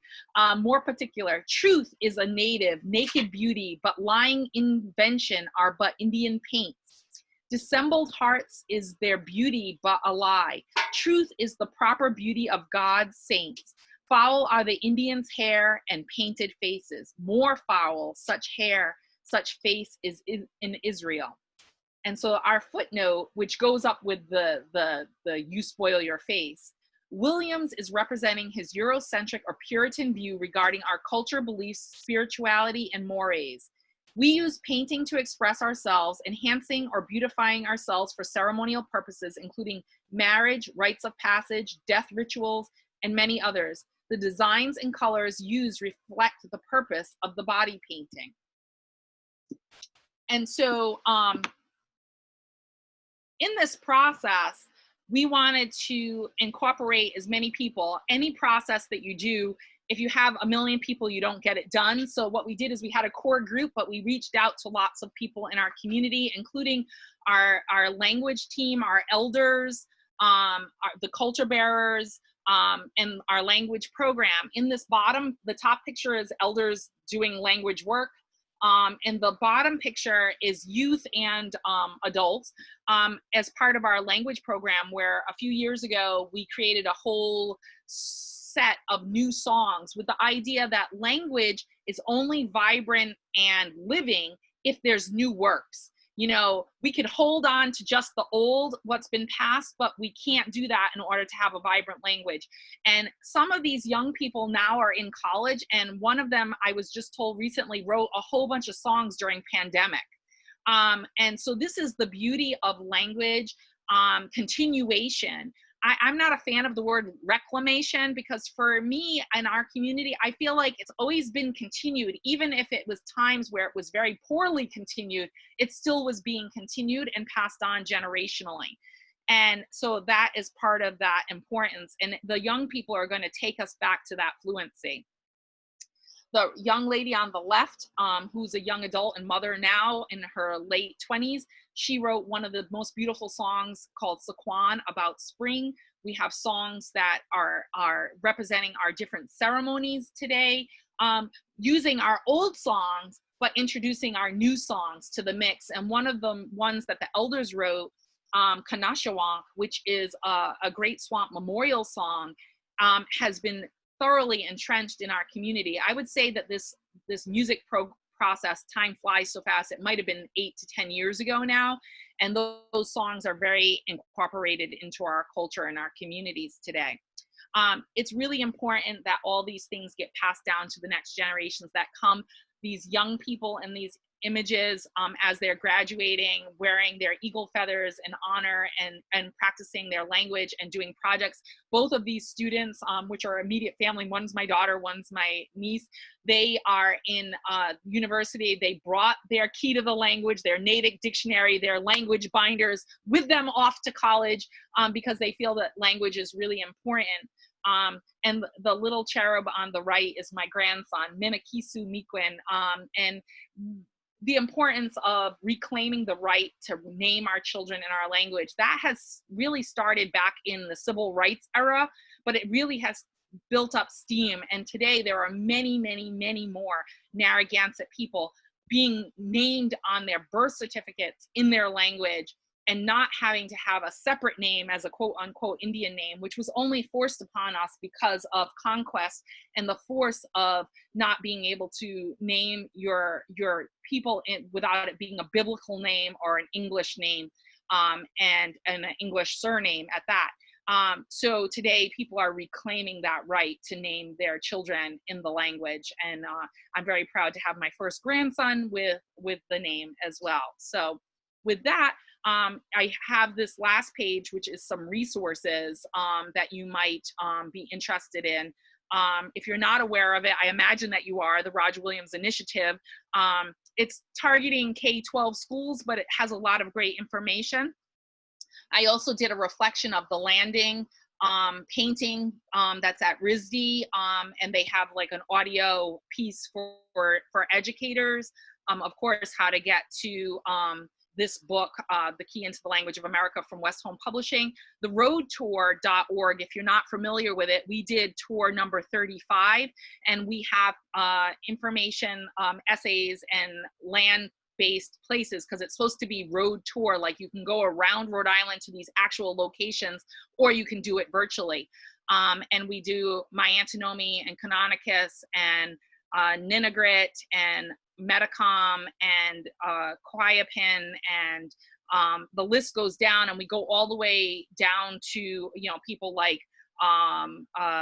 Ellis and Tarzan Brown and Eleanor and Ferris Dove that own Dovecrest restaurant, and the Narragansett Food Sovereignty Initiative of today. So those are some resources that you can, it's a nice, what I like about the road tour is someone doesn't have to read a whole book, but they can get a good summation of those people's lives and their experiences. And if you haven't listened to the Publix Radio Mosaic podcast, episodes 3 through 6 are all focused on Indigenous people, or the intersection of Indigenous people, Roger Williams and the Pequot Massacre and the Brotherton movement and some of the others. It's very good. I was on the one with Roger Williams, but the rest are also equally good to do. So those are just a few. There's a myriad of course, resources on our website as well, and our YouTube page and so forth that you can check out at your own, but I thought those might be helpful. So I'm gonna pause there and see if I can stop sharing my screen for a moment, and then we can answer and ask questions. Can I just say that was brilliant, Lorén? As always, I learned so much from listening to you. And so thank you for that. We've got around 15 minutes for Q&A. And Lorén, would you prefer people to unmute themselves or to post? Sure, you have a small enough group for that, right? Okay, perfect. And okay, so if you have questions, we have enough time to unmute.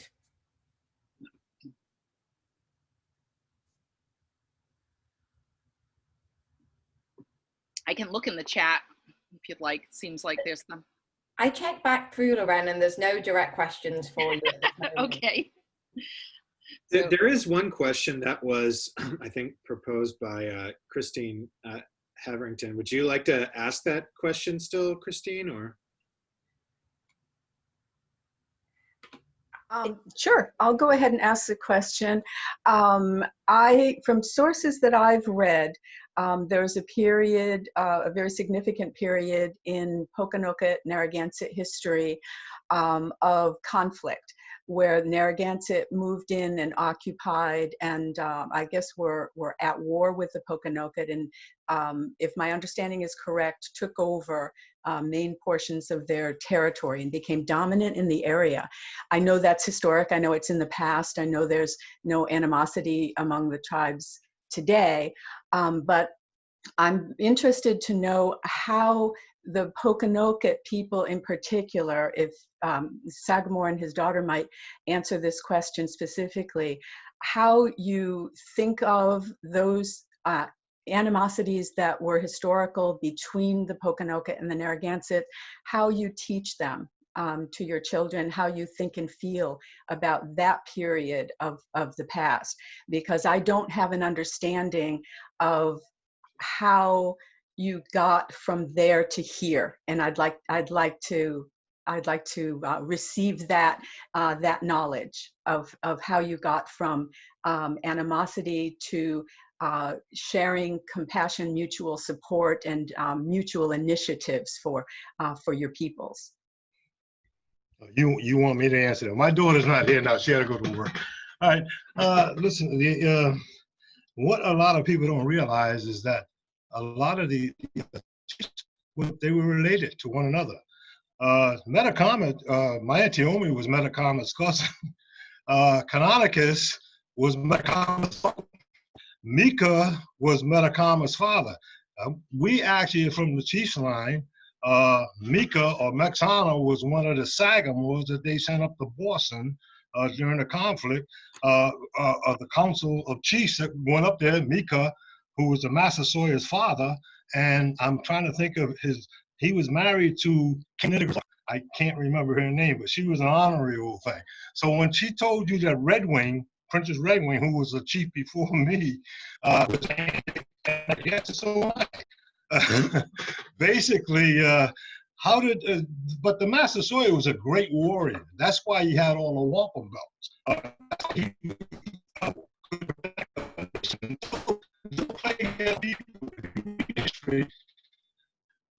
He went after Roger Williams because Canonicus gave that land to Providence to Roger Williams, and he said that he didn't have a right to do that. And the reason why he said he didn't have a right to do that is because he said, I never lost any battles to the Narragansetts. In other words, when he had 3,000 warriors, until that time, he was a predominant warrior around in this area. And he had more territory than any of the other tribes. Our territories went all the way down to the Cape, all the way to Martha's Vineyard Island, Elizabeth Island. All of the islands belong, and at one time, Jamestown also belonged to the Massasoit, but Canonicus wrestled that off of the Massasoit. When after the plague hit our people, we went from a tribe of about 3,000 warriors to under 300 warriors, and he placed himself under the authority of Canonicus. And so this is how Canonicus answered to Roger Williams why that land was given to him by Canonicus, because the Massasoit placed himself under his protection. But the Massasoit also made a treaty with the English when they came here, and that was to protect them against. So I don't understand all of that there. I mean, I wish there were, that I were living in that time so I could understand. But our territories, like I say, because of his prowess as a warrior, he had all of this territory going all the way down the Cape, all the way up to New York State, Scotticook Fall. He was the warrior. And so his uncle, I guess if Mika was the older son, then he would have been the head of the Narragansett tribe. They were brothers. Canonicus and Mika, the Massasoit's father, were brothers. And that's why my Auntie Omi fought with Philip against the English, because that was his cousin. And a lot of people don't realize that these chiefs are all related. And from what I understand, they were all come down from Ketasꚙt. And Ketasꚙt was the chief that married his son to his daughter back in the 1500s because he said there was no one worthy to be chief. And so this is where all the chiefs come down from that line. And so Massasoit's father, Mika, was fourth generation from Ketasꚙt. So basically, like I said, he placed himself under his protection. But then when he took and made that treaty with the English, I guess he felt that he wasn't that was void, null and void. And if you notice it in 1660,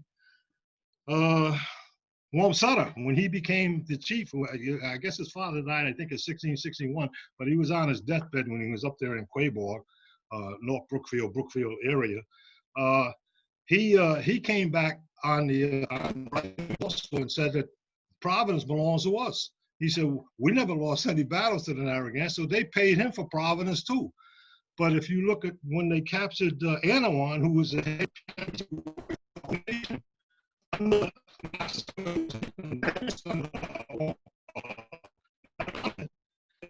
up there at I'm just going to interrupt. I'm so sorry. I think that your internet is going in and out a little bit. Is that? Oh, it is? Oh, gee. I think we would just okay. hear the last point. Perhaps what we'll do is, that was such a great question, Christine, and the answer thus far has been absolutely brilliant. I'm learning so much. What I'd like to do, and I'm just super mindful of time, is to perhaps hand over to Lorén, and we could always come back to you, Bill, in 1 second. So Lorén, did you want to take a minute or two to respond, if that's okay? Sure. You know, I agree with Bill in the sense that the thing that people don't understand is that we had these kinship relationships. And who wrote the text that says that we're enemies? And I feel it's a divide and conquer strategy. You know, just as different people had different area land bases and things, we had lots of tributaries under the Narragansett that were other tribal nations. Niantic, in essence, was a tributary or under the protection of, or an ally with. There's lots of words you can use that kind of shift the way that it sounds. Eurocentric people tend to put it as tributaries, making them less than, versus a kinship relationship with them. And so I think that I tend to use it as an allies or having an allegiance with the Narragansett people. As the Sagamore said, you know, the leaders were related. You know, it's Europeans that have made us, you know, in this whole notion of federal recognition that we're supposed to be just one thing. Most Native people are not one thing. There are many Native tribes and locally, and that's certainly causing problems today with federal recognition processes because of that. But even in these regions, we're all related to each other. When we go back in our genealogy, we're related to each other in Wampanoag, Nipmuc, Narragansett, Pequot, Mohegan, even though they also had times where we're not allied because they kind of dropped down into our territory. But, you know, just to name a few, we were, you know, had allegiances with Shinnecock, Montauk, and others out on Long Island, the what we call the Manistee people today, because they're on the that island, but they really are related to us. I'm working on another project, and we actually brought the elders together, and several of them were like, yeah, my grandmother was born on Block Island, this was lived there, and this, you know, we're all related. And that's really important. I think that we have to push back against those primary source documents that are pitting us against each other, and that they're not actually fully factual in the way that they're represented. Thank you so much for that question and those really interesting responses. I see that we've got a question from Anne Proctor in the chat. Lorén, can you see that? Would you like me to read the question to you? Nope, I can see it. Let me read it. She's okay, so she's talking about Eurocentric museums are rooted in colonialism and in both collecting and practicing and structures of their own. Can you speak to how your institution responds to, rejects, or intersects with those structures? The approaches to living language have been so instructive. I wonder how that shows up in the museum. Okay, so one, we're a first person perspective museum, so we are not ethnographic. In the way that we represent our museum, we're telling our stories from our perspective, and the things that are quote unquote part of the collections, those are our cultural belongings. Our, you know, when I say our, I'm using that a little bit broad, not just Narragansett, but Indigenous, our cultural belongings, and these are our stories. So when we're creating decolonizing work. I actually just wrote a chapter for a book all on decolonizing museums. I presented on it quite a few times, but we're constantly working at it, even in our own museum, to make sure we're not superimposing colonized constructs onto our own thinking. And we decolonize the way that we look at our cultural belongings, hence calling them cultural belongings versus objects and, you know, artifacts. We want to put the community and the people and the stories with those cultural belongings, and make sure, even if we don't know the story, that people are aware that there is a story and a history and an intersection between the people and those cultural belongings. So we spend a lot of time thinking about that and decolonizing that.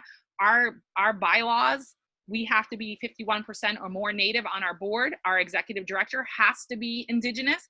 Our frontline education staff have to be Indigenous. They don't have to be Narragansett, but they have to be Indigenous.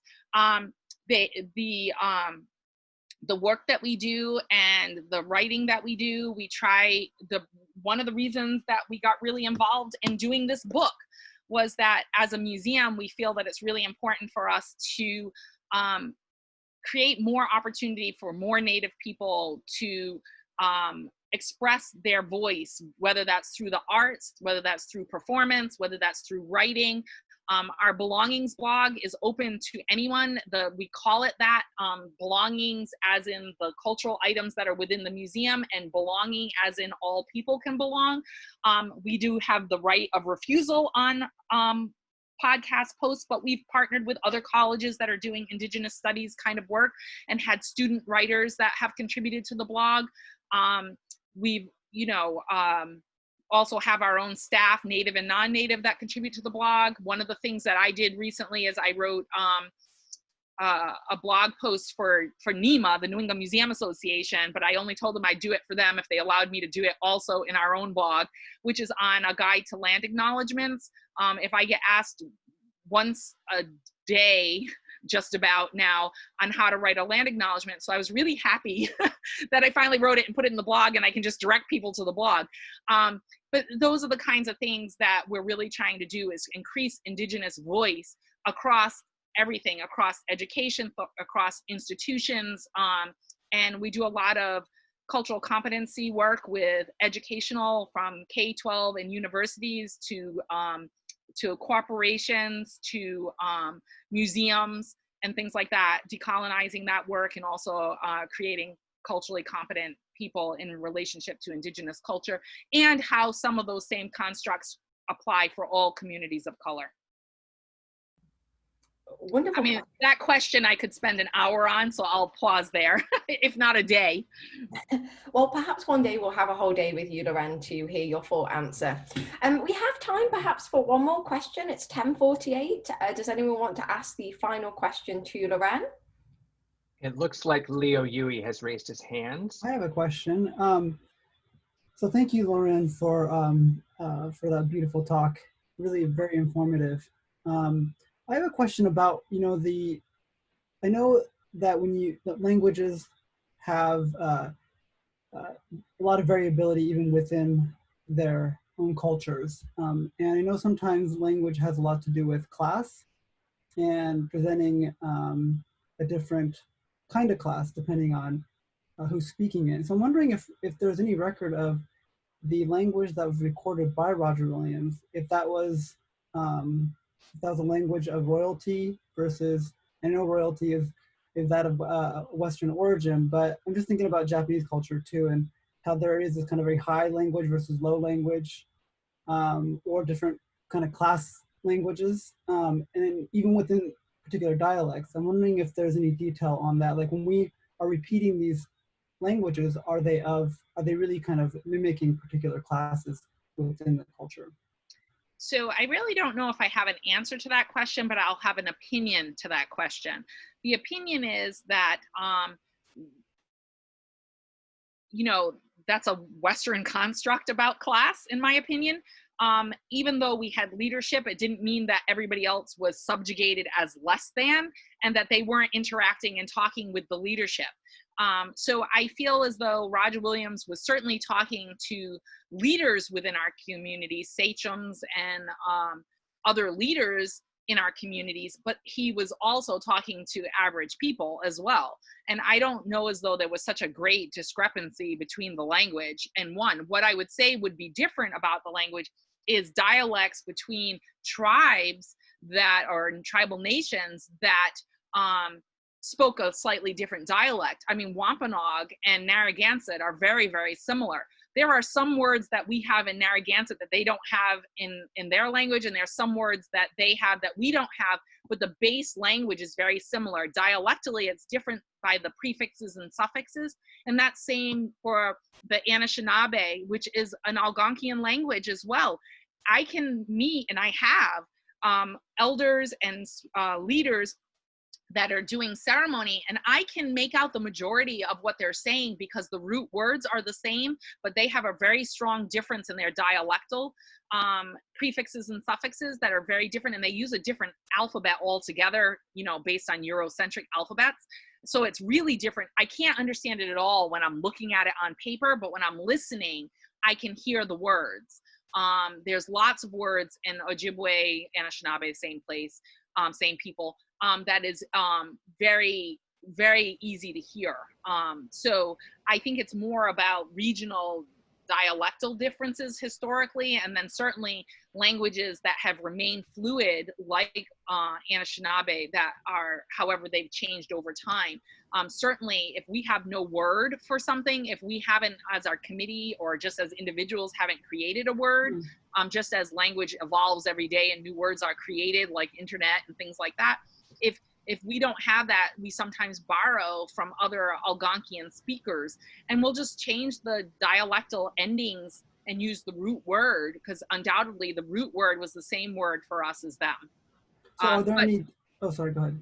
Are there any, I'm so sorry, I'm just going to interrupt right now. I'm really, really mindful of the time, and it seems like we have a really wonderful conversation, and I know that some people might have things to attend to in this, 8-minute break. So what I'm going to suggest is if you two have like a few minutes to kind of chat privately, and we formally go into break session, and then we'll resume at 11 o'clock on the nose for our third and final session. Before we break, can we just say thank you again to Lorén? A brilliant session, and it was a real privilege to learn from you today. Thank you.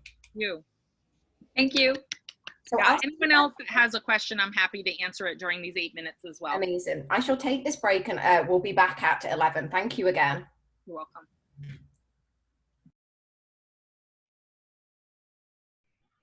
I guess I could ask my question really quickly. Do you know if there's any differences in formality in the ceremonial, when you do ceremonies? Is there a formalistic component to the language there that's different from your kind of daily colloquial language? Well, we do have specific language that's in ceremony. I don't know as though it's said differently. I mean, colloquial language means that we drop things off that would be formal. So for example, my grandson calls me Comis. Really, Nakomis or Nakumis would be a more appropriate pronunciation.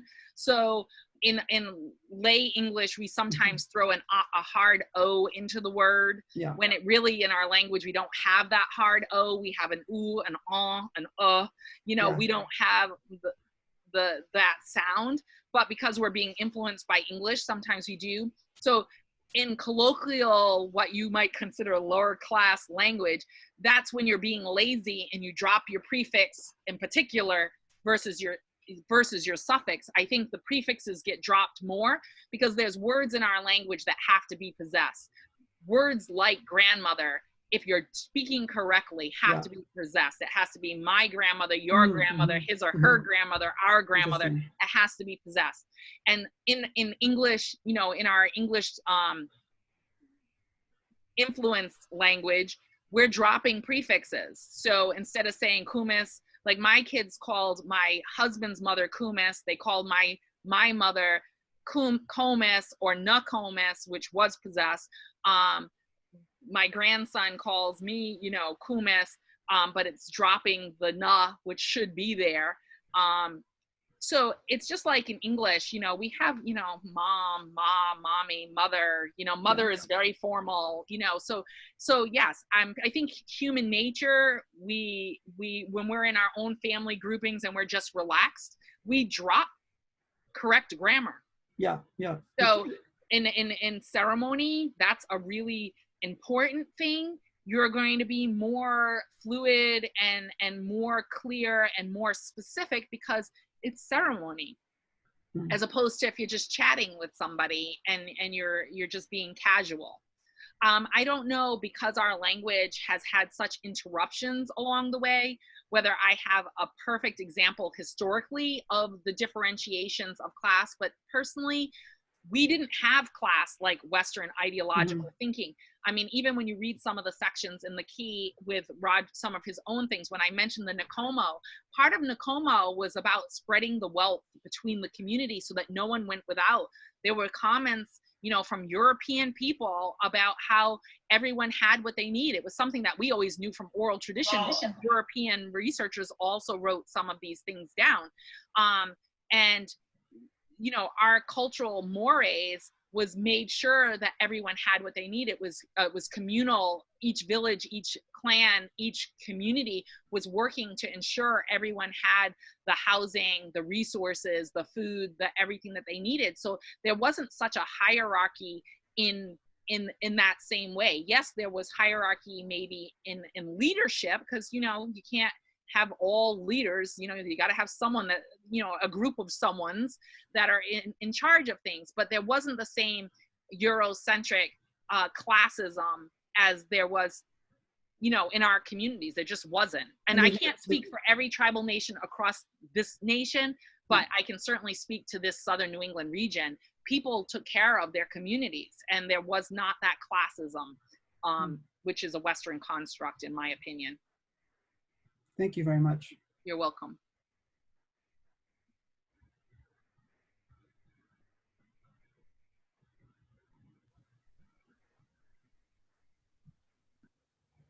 So thank you for that answer. I was listening in. You're more than welcome. I can imagine you're incredibly busy to join us for the final hour, but we'll completely understand if you've got other bits and bobs to do at 11. Yes. I can't stay for long, but I'm going to stay for a few minutes, say hello to Ray as he comes on. I think I saw his face pop up at one moment. And then I'm going to have to go because I have a bunch of back-to-backs. This was a crazy week. Somehow or another, I managed to back-to-back myself all the way to 7 o'clock last night. Oh, crikey. Do we have time for one more question quickly for Lorén? I think we do. Yeah, oh, good. Before we do that, can I ask that you just make, I don't know if you've done this already, make Brian the host, if that's okay. He's going to take over, Brian Hendrickson is going to take over sharing his screen. Is that right, Brian? Yeah, we're on top of it. We don't even need to change host to screen share, so it's all good. Oh, look at that. Excellent. Okay, brilliant. All right, super. Okay. We have 2 minutes for one more question, if Loren's okay with that. Sure. Okay, and it might not be time to answer this, so I could put it in the chat. It's a specific question, but I thought what a great opportunity to have you here. My Roger Williams students, we visited the museum last year, and it was a great opportunity. So I use the text in the syllabus, but I don't have your copy. So the museum copy, and I wonder how I can order, 75 or have students order that. Sure.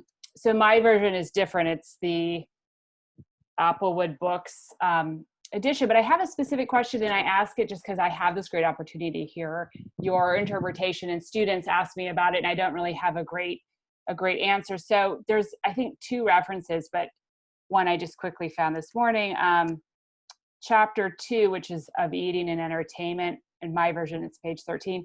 There's a reference to man-eaters or flesh eaters, and they talk about the flesh of the bark, but it's a little confusing. And so we talk about that. Oh, good. You have a footnote. Yeah, we do, specific to that. In the 1 minute, I don't think I have enough time to answer the question. So sure. Definitely from that edition, you can get from the, if you email me, I can give you the direct to the distribution center for the book, because I don't We might have 75 here. I'm not sure though. Can I interject and say that I just set the book in my class, and I can sort that out with you, Shelby. I got good. So you've got the publisher. Oh, great! Thank you. Copy because you've got enough students taking it, and then I'll give you the link to the bookstore website, so I can send that via email. And on that, then I'm mindful it is 11 o'clock on the dot. One more time, thank you so much, Lorén. And we move into our third and final session now, and I'm going to hand over to Brian. Thank you, Charlotte. Thank you, Lorén. That was really fantastic. And just thank you to all the presenters so far today. I will be pulling up our screen here shortly. Let's see.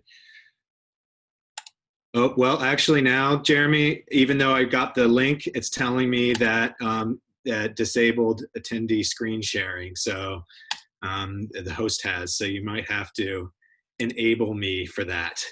Or switch me to host. Sorry, thought we were in the clear. You're good now, Brian. Sorry about that. Fantastic. Oh, no problem. Okay.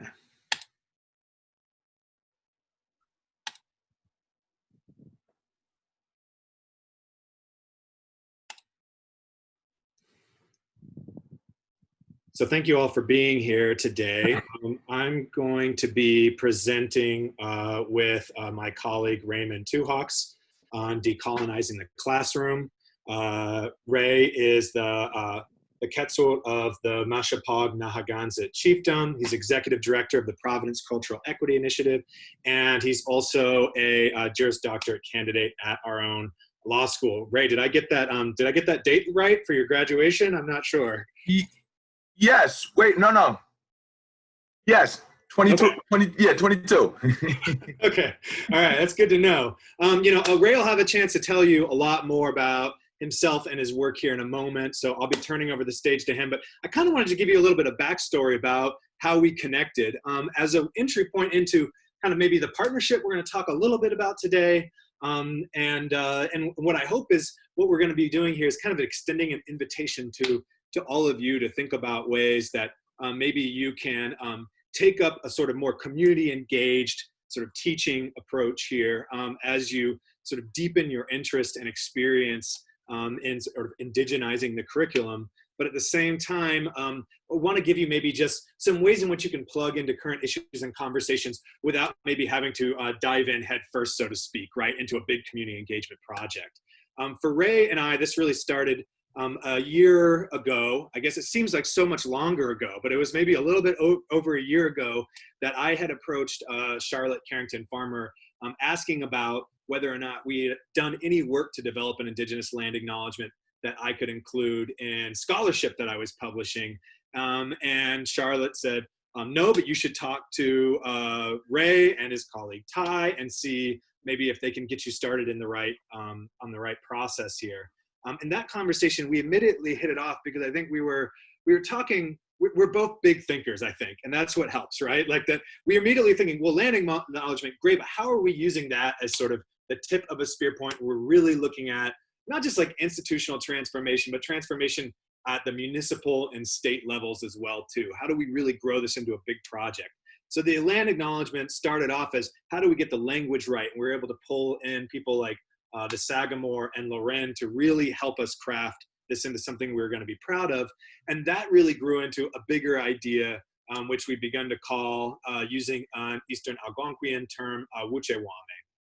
And so that's the Living Cultural Collaborative that we're really planning on sort of developing out of this work. And I won't go into too much more detail there, but what I will say is that a lot of this is not something that we're just inventing in the last year. It's really growing out of, I think, the imagination and the hard work that Ray has already been doing through his own nonprofit in the community. And that's what I hope that Ray's going to be able to maybe speak to, sort of the ethics, the vision of that project, and as a way of really thinking, how can we sort of sync our own work with work that's already being done in the community? And with that, Ray, I'm hoping you can take it away. So first of all, good day, friends. Tyler Rand, good to see you as always. And excited to be here today, just sharing a little bit about the Providence Cultural Equity Initiative and the work that we're doing that focuses on changing how the story of Rhode Island is told and sold. So we can go to the next slide, Brian.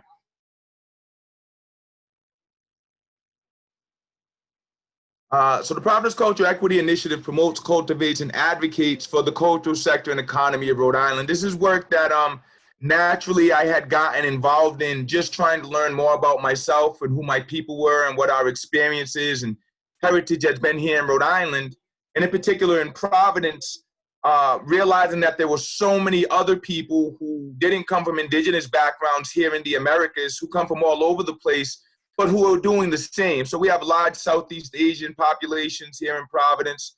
We have a lot of Latino or Latinx populations here in Providence. We have a lot of populations from West Africa and other areas over in that region.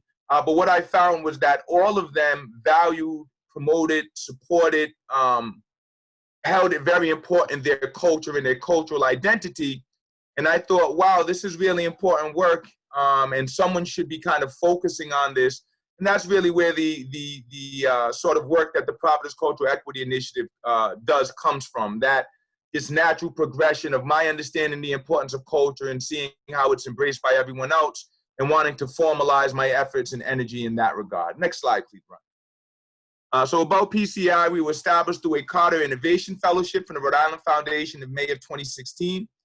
With that fellowship, I was charged with cultivating Rhode Island's cultural sector and economy by promoting the state's cultural history, heritage, and diversity. And it's so key. This was around the same time when Rhode Island was trying to come up with a new marketing program or initiative for tourism, and the end product was Rhode Island, warmer and cooler. And it was just like, this is outrageous. The state has so much more to offer than just that. And the real purpose or thought was, culture should be that thing that the state is offering, because that's what the basis of it was when the state was formed. When Roger Williams came across, it was an exchange of culture that allowed him to get started here. And that should be kind of the calling card of the state. So, and then finally, we were incorporated as a Rhode Island domestic nonprofit in 2018. Next slide, Brian, that's fine. Our mission is to steward and ambassador Rhode Island's cultural sector and economy, and our vision is to transform Rhode Island into New England's premier cultural hub. We think Rhode Island is it when you're talking culture in the state, and in particular here in Providence. And I'll speak to Providence because that's where I'm from. You can pretty much somewhere in the city find someone from anywhere in any part of the world. And that's something fantastic, especially on a scale such as we have here. So next slide, please. And of course, our value proposition with that mission and vision is changing how the story of Rhode Island is told and sold. And this is because Rhode Island has a tendency to be presented as this small thing.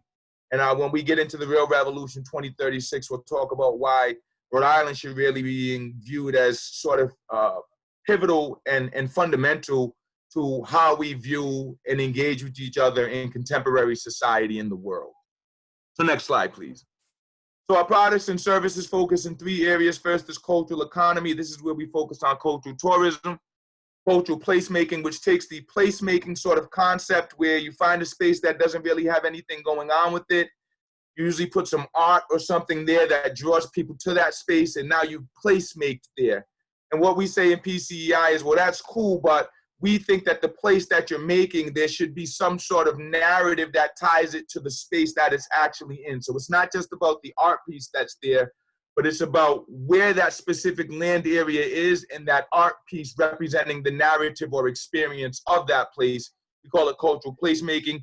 And then festival and event curation, management, and support, which I've been doing for a number of years. Second area is cultural equity. We chartered a Institute for Social Cohesion, which gives social cohesion workshops and certifications, one in particular around racism and getting a comprehensive understanding of it and how you address it. Also nonviolence and reconciliation workshops and certifications, and then cultural engagement and education, which is why I'm here today, part of that sort of element. And then lastly, cultural consulting, dealing with cultural relationship building, cultural asset and assessment and advisement, and then marketing, promotion, and branding. I'll talk a little bit about that later on. But ultimately, when we combine these three elements, we say that we're in the business of cultural development. Next slide, please. So what is culture? Because if we're gonna have a conversation around cultural equity and the Providence Cultural Equity Initiative and Wuchiwami Living Culture Collaborative, we should have an understanding of what culture is. And this was defined by Hofstede in 1997. He defined it as the cumulative deposit of knowledge, experience, beliefs, values, attitudes, meanings, hierarchies, religion, notions of time, roles, spatial relations, concepts of the universe, and material objects and possessions acquired by a group of people in the course of generations through individual and group striving. If any of you are familiar with Teotihuacan, you will see to the right there the fantastic, what is contemporarily known as the Pyramid of the Sun. And this was a trip that we took when I got the fellowship, Innovation Fellowship, to learn more about how they do culture and cultural tourism in other parts of the world. So we took a trip down there, and that was a very nice picture that I took when I was there. Next slide, please. So what is culture? Once again, it's art, food, heritage, history, music, traditions. This is caldo. In Mexico City, they had these tents set up, and caldo, or what we would call a form of chicken soup, is a traditional meal down there in Mexico City. So there I am enjoying it with my lovely wife on our trip. Next slide, please.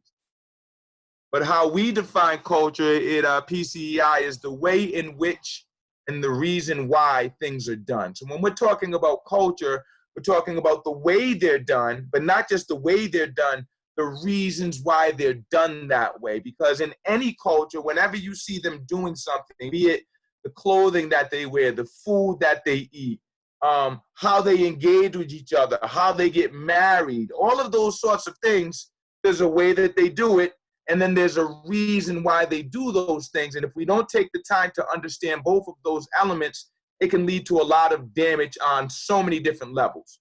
So that's how we define culture, the way in which and the reason why things are done. And to the right, we went to the National Museum of Anthropology in Mexico City.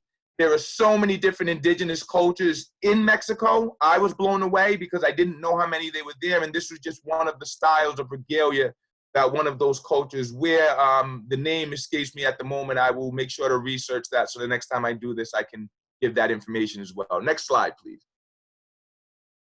So why is culture important? And this is from Our Creative Diversity. This is a report by the World Commission on Culture and Development. Yes, there's a World Commission on Culture and Development. Their summary version from 1996. They said, we aim to have shown them how culture shapes our thinking, imagining, and behavior. It is the transmission of behavior as well as a dynamic source for change, creativity, freedom, and the awakening of innovative opportunities.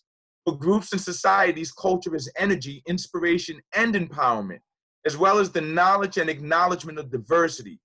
Just as in the task of building peace and consolidating democratic values, an indivisible set of goals, so too economic and political rights cannot be realized separately from social and cultural. So as you can see, they're basically saying that nothing can get done or nothing has gotten done without some relation or through some lens of culture. Your culture informs why you do it, how you do it, when you're going to do it, who's going to do it. These all come out of cultural understandings, cultural values, cultural norms. And to the right is a picture of some artwork when we were at the Yakutas for the Purepecha people, which my wife, her people have connections to, which is in Michoacan, in Morelia, outside of Morelia in Michoacan, I'm sorry. And once again, just the diversity of cultures in Mexico. The Purepecha, if I could just for an aside for a moment, were there before the Aztecs arrived, warred with the Aztecs, could not be beaten by the Aztecs, and eventually turned into trading partners with the Aztecs, and they deal specifically in copper. And I didn't even know they existed. I actually told my wife when she told me her people were Purepecha that she didn't know what she was talking about. And that was before I was getting a little bit more cultivated. So that was just some of the artwork there, and we can go to the next slide. So once again, with PCEI, we say, why is culture important? Well, because culture impacts every aspect of our existence and livelihood. So our existence is what we've been through to get us to this point, and our livelihood is what we're doing right now to make sure that we stay alive and continue to the future. And to the right, these are some different chiefs who were prevalent in the Algonquin Indian Council. This was the early 20th century.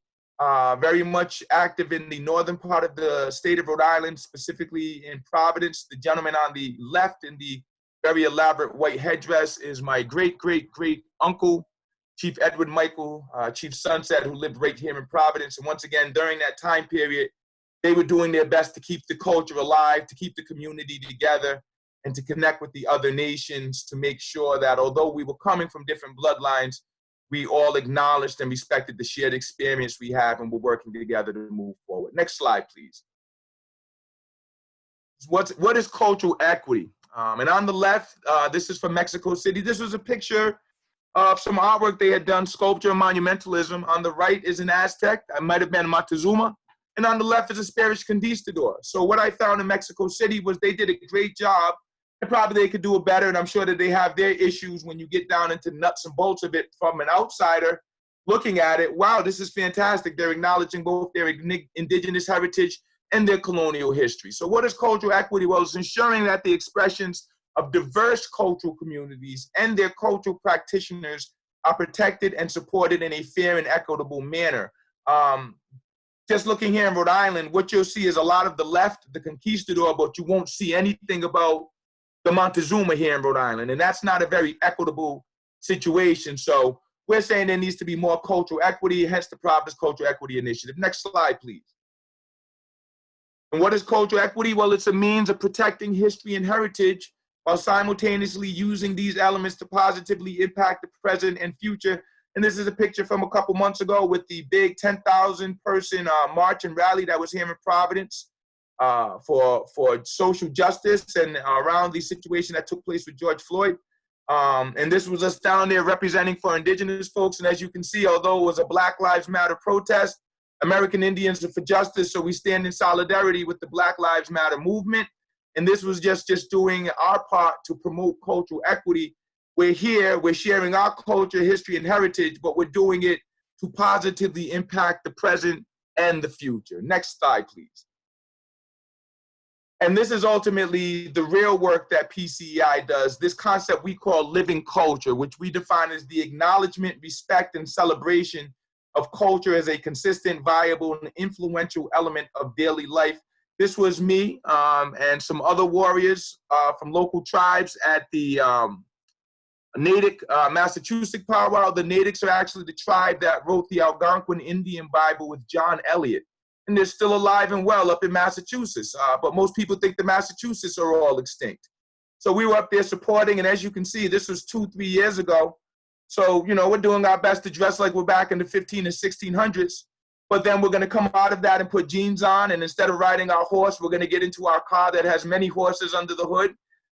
And we're doing our best to keep our culture alive today. So it's living. It's not something that was in the past. It's alive in here today. And by the simple fact that I speak and breathe, my culture has persisted and exists right now. So next slide, please. So when we're talking living culture, we're talking cultural communities, whatever those may be. Here in Rhode Island, if you're talking the Indian side, it's tribes.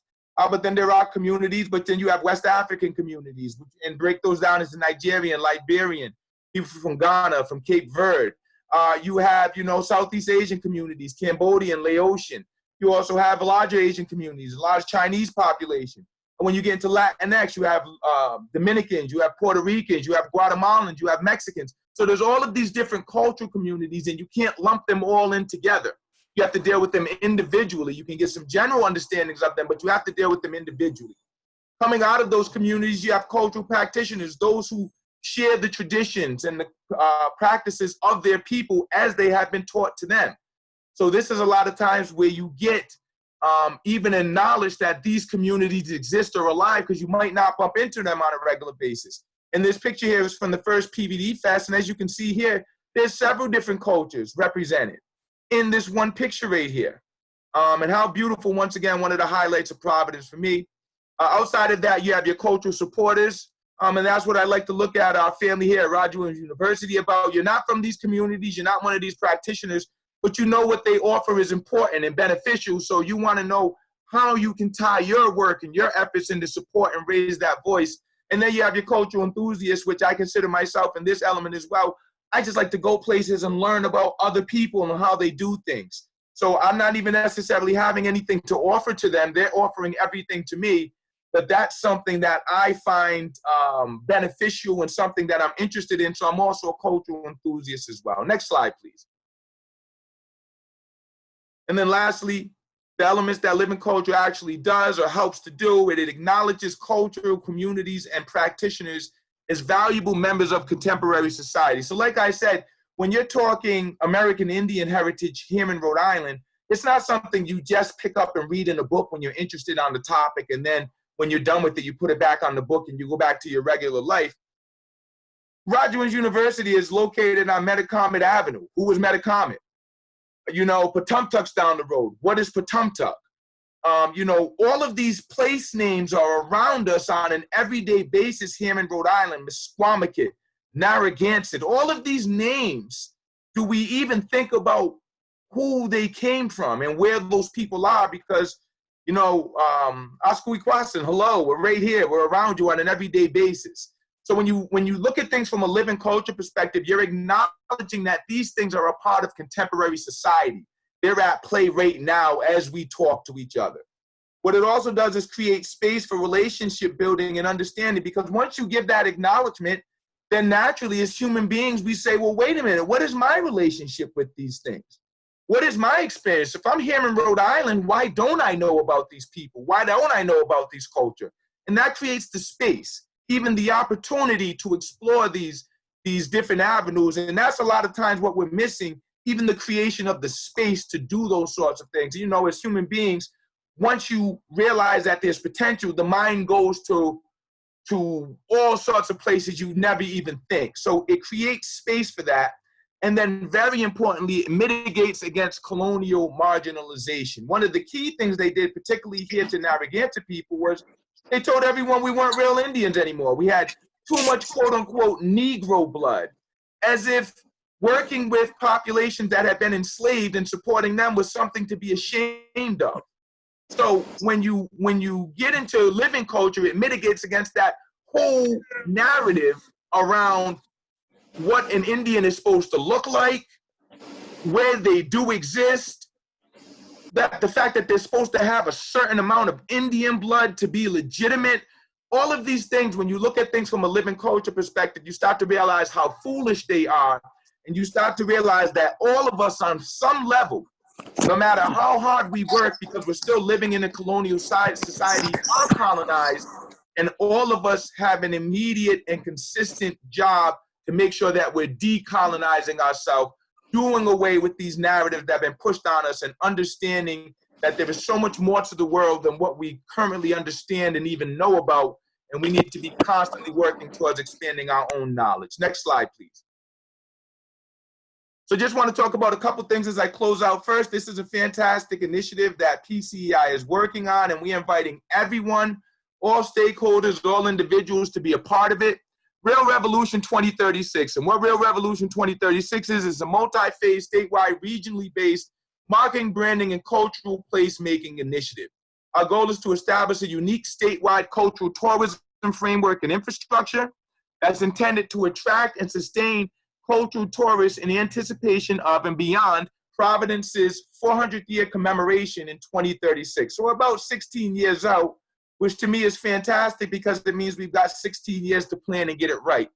And this is actually modeled off of the fantastic work they did in Massachusetts around the Plymouth 400 celebration. So they started 10 years ago, building relationships, talking about what they were going to do, and then developing international partnerships to draw an international tourism crowd to Plymouth to celebrate the 400-year anniversary. Unfortunately, COVID's really did a number on it. But what we're saying is no need to reinvent the wheel. Let's just take that same strategy and then add even more time onto it to make sure our celebration's even better. And it honors the three major aspects of Rhode Island's revolutionary legacy. First of all, the colonial aspect is Rhode Island being the catalyst for the American Revolution. Everyone talks about, you know, the Tea Party and all that sort of stuff, and they dumped tea. But then they also dressed up as Indians to hide their identity when they did that.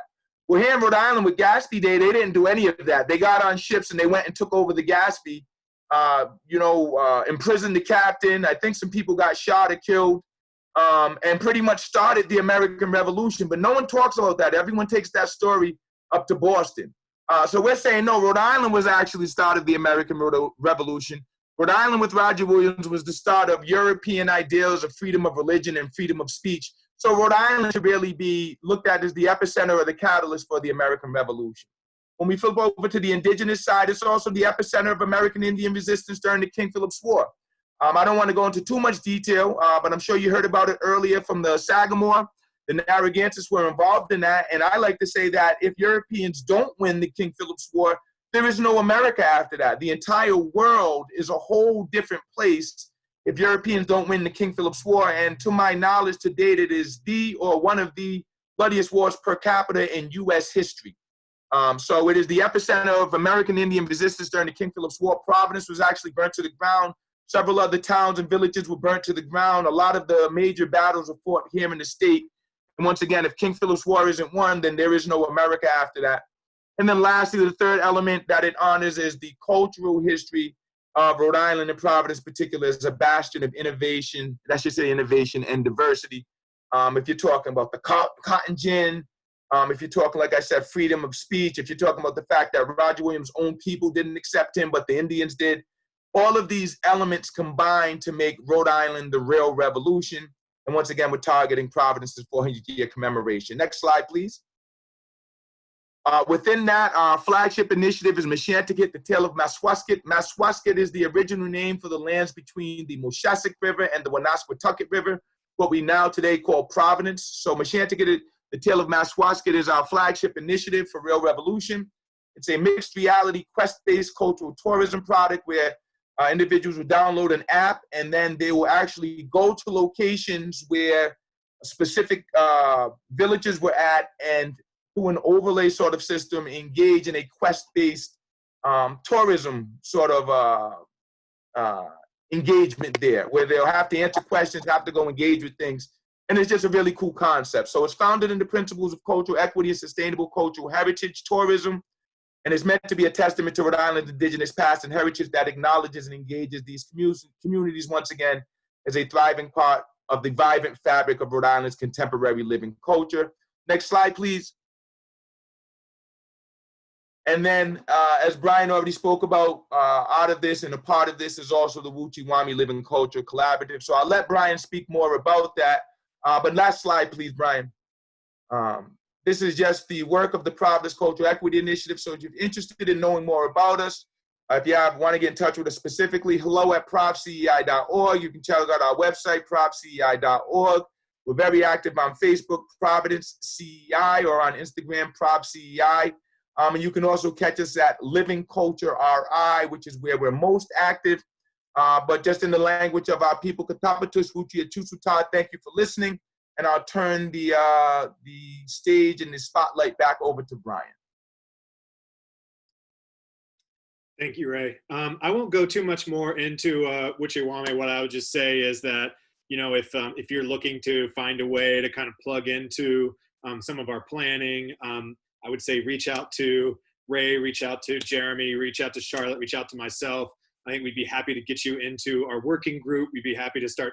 I'm really big on not just community engaged teaching, but I'm big on interdisciplinary teaching. So I love partnering with folks in other classes, having our students work simultaneously or across semesters together to make really cool projects happen. Because as a writing teacher, although some of my expertise can extend into the digital realm, there are limits to what I can do. And I need to work with folks who are doing cool stuff with web development, or cool stuff with history, or cool stuff with all these other areas, right? Engineering, architecture. And I think the more you learn about our sort of mission and vision for this, I think you'll realize there's a lot of opportunity to plug in.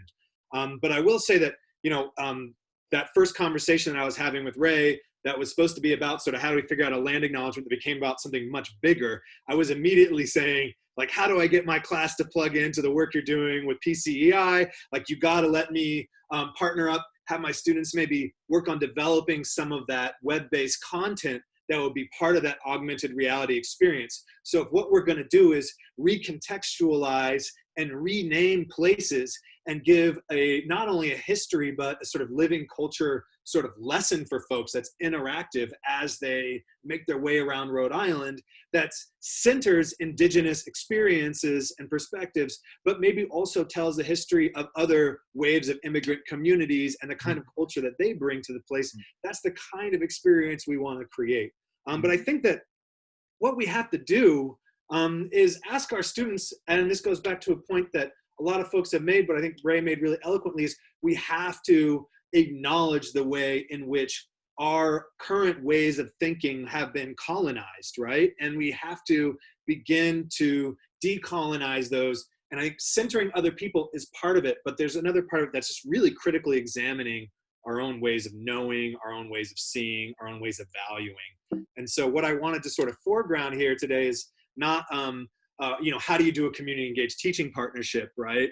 But what are some like ways in which we can draw some sort of decolonial thinking and teaching principles and put them into our classroom and utilize those to get our students to really reflect on their own sort of epistemologies and their own ways of sort of navigating spaces.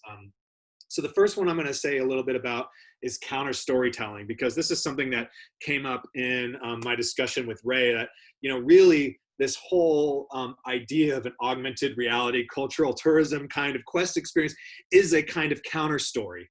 And so this idea, this goes back to Delgado back in the 80s, right? He's talking about counter stories as enriching the imagination and teaching that by combining elements from a story and current reality, we can imagine new realities that aren't even possible, right? We challenge received wisdom.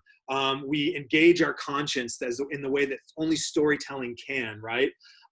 Make us question our own beliefs, show us that there are whole other ways of believing that make the ways that we might think are the only way to believe kind of foolish, right? And allow us to then sort of question the ethics, right, that make us sort of complicit in perpetuating injustice. So those are the sort of basic parameters of counter storytelling. There's all sorts of ways in which you can tell a counter story. The one way I'm going to share with you is the one that's sort of come out of critical race theorists. And the idea is that through your primary research, which can involve actual like human subjects research, right? Or other kinds of research with primary documents, as you might do in your core classes. And then secondary research, where you're reading scholarship on these things, including your own personal and professional experiences. I think especially if you are a Black, Indigenous, or other person of color, right, that personal experience can really matter in different ways than being a white student or faculty. But I think, embracing the fact that of our own whiteness and how that's informed by sort of settler colonial mentality, right, is really important as well too. Ultimately, we do this in order to create like composite characters that we place into dialogue, right? And we do these characters with an understanding that our identities are complex, right? So always we're understanding race and racism as a lens, but we're thinking about things like gender, we're thinking about things like class. We want to create a story that really challenges some dominant way of thinking, that's committed to enacting some other way of approaching the world through a social justice lens. And it's this idea that we don't have to lean on one particular disciplinary way of approaching this either. So some examples of how you can kind of do this. Here's one, and I think there's all sorts of ways in which you can kind of play with this prompt. So this is not at all like the end all be all, but as an example of something you can do, right?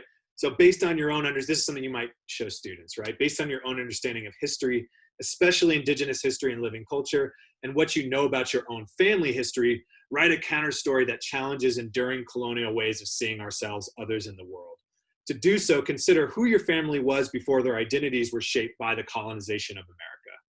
What might they be like today if they were never touched by colonization here or elsewhere, if colonization never even happened? Now create a composite character of who you might have become in that alternate reality, and write a dialogue in which you, as you are here and now, have a conversation with that character. What stories would you tell each other about yourselves, your alternate realities, and their alternate histories? How would your identities, experiences, and ways of seeing inform the questions you ask and the lessons you teach and learn from one another? So this is not supposed to be an exercise in which we imagine, especially our predominantly white sort of student population, that they sort of imagine a world in which they're absolved of their complicity in colonization. But it is a way of shifting maybe the way in which they understand themselves now to sort of reflect on ways in which they can't even examine their own positionality within this culture. They can't even see how they are operating from a colonized perspective. There's another version of this that I've thrown up here, where instead you're focusing on a particular location. So this could be, for instance, the address of it. It could be our university's campus, right? This could be the street where you grew up in, the town you grew up in. However you want to think about it, but not to get so much bigger that it loses context. Write a counter story that challenges enduring colonial ways of seeing ourselves, others in the world, again. But in this case, you're imagining what that location might have been like before it was shaped by the colonization of America. Who would have grown up in that location and be there currently? And how would they talk to you now as someone who maybe knows a lot about that place, but experienced it in an alternative way? So that's counter storytelling, okay? One version of it, in creating this dialogue between characters that experience the world differently. Another sort of term I want to throw at you all is this idea of epistemic delinking. And this is something that we've been talking about actually kind of this whole little webinar, right? Faculty development webinar. That the idea here is that, so we are trying to create epistemic shifts in how we understand things. So we're no longer only seeing things through a decolonial lens, right? We have new ways of knowing the world. And that leads to whole new ways of thinking about political possibilities, economic possibilities. And I think you see that in Ray's vision for the Providence Cultural Equity Initiative, that it's really bringing ideas about politics, history, economy, all together through this lens of shifting our cultural lens, right? And the way we do that is through interrogating terms that have maybe been anchored in a colonial way of understanding things. So this can even be things like economic development, right? What does economic development mean when we shift to a decolonial lens? But it can also be things like sovereignty and recognition and these ideas. What does it mean to be a sovereign indigenous person, right? Can we think about sovereignty through a lens that's not a colonial lens of sovereignty? So this sort of links back to some of the readings you did here, and that's where I'm pulling this from Scott Richard Lyon's work on rhetorical sovereignty, that, we have to really sort of learn how to think outside of the way in which these terms are sort of already loaded, and that we don't even question what they mean, right? So how do we make that shift? And I think we begin to interrogate sort of their roots. So thinking about this through a sort of delinking Rhode Island place names, right? What names have been displaced and replaced by other names, right? And what's lost in that? What names, when we see something called Metacomet Avenue, has no contextualization, right? And needs to be recontextualized for folks. So that's the kind of question I'm raising here. And the examples I'm showing here is, what work do we have to do to recontextualize our campus, potentially rename locations on our campus, and potentially question even the values that we associate with Roger Williams, right? Things like civility, right? That's one of my favorite ones. But I also show here these ideas that we need to reframe what we think of as Mount Hope. We might want to question sort of the roles that institutions play in controlling land and controlling naming, controlling contextualization. So an example here that I want to give you for delinking place, again, so it's that based on your understanding of Indigenous history and living culture, that to me is an invitation to you as an instructor to try to provide some adequate foundation for your students, right, to begin to do this work. Choose a particular, street name, right, university campus, and provide some context. Make a proposal to the relevant stakeholders to say, we need to find a way to communicate to the public a different way to name this place or recognize the history and living culture of Indigenous peoples in this area.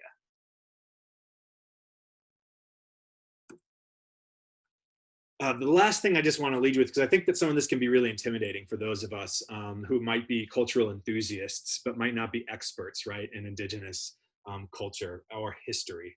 That, you know, one of the things we're not trying to do is necessarily turn our students into experts either, right? And we're certainly not supposed to be creating opportunities in which they imagine what it would be like if they were an Indigenous person, right? So I say that as we work with our students to center Indigenous people, voices, and perspectives, we can't ask them to pretend to be Indigenous, right? What centering indigeneity does is ask us and our students to decenter our own identities, our own epistemologies, and our own ethics just long enough that we can critically examine them and ask, like, are those even working for us? Because a lot of times they're not, right? So we can think about it as a somewhat selfish or self-centered enterprise. So, like, this allows us to reflect on ourselves, but it also allows us to appreciate others in a different way as well. So the point here is to put ourselves into the position of being non-experts, right? And in that work, as we pursue it further and get deeper into it, we can be mindful about how those things impact Indigenous communities and how we want to center them more in our work. With that, I want to make sure we had enough time. What do we have? About 20 minutes, not just for Q&A with Ray and I, although I hope you'll have some good questions for Ray. I'm sure he'd be happy to answer them. That you might be able to ask folks who might have stuck around from our previous sessions, or even Jeremy and Charlotte, anything you have about taking the knowledge you've gained today, or the confusions that have arisen for you throughout these last few hours, the challenges you feel like you're encountering in the way you're thinking about this. Like, I think now is an opportunity for us to kind of discuss the whole kit and caboodle, if you would like.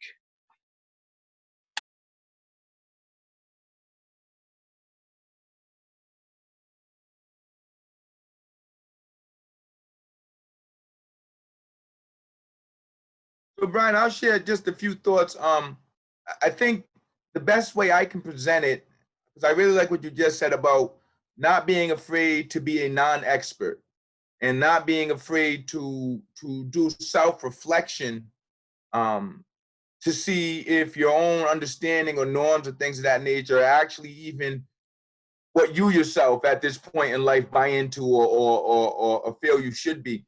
The best example I can give is, and I'll take it right back to that pyramid of the sun picture I took. Whenever you go somewhere as a cultural tourist, and that's going somewhere specifically to visit a place that you can't find anywhere else in the world because it's tied to these people and you have an interest in that.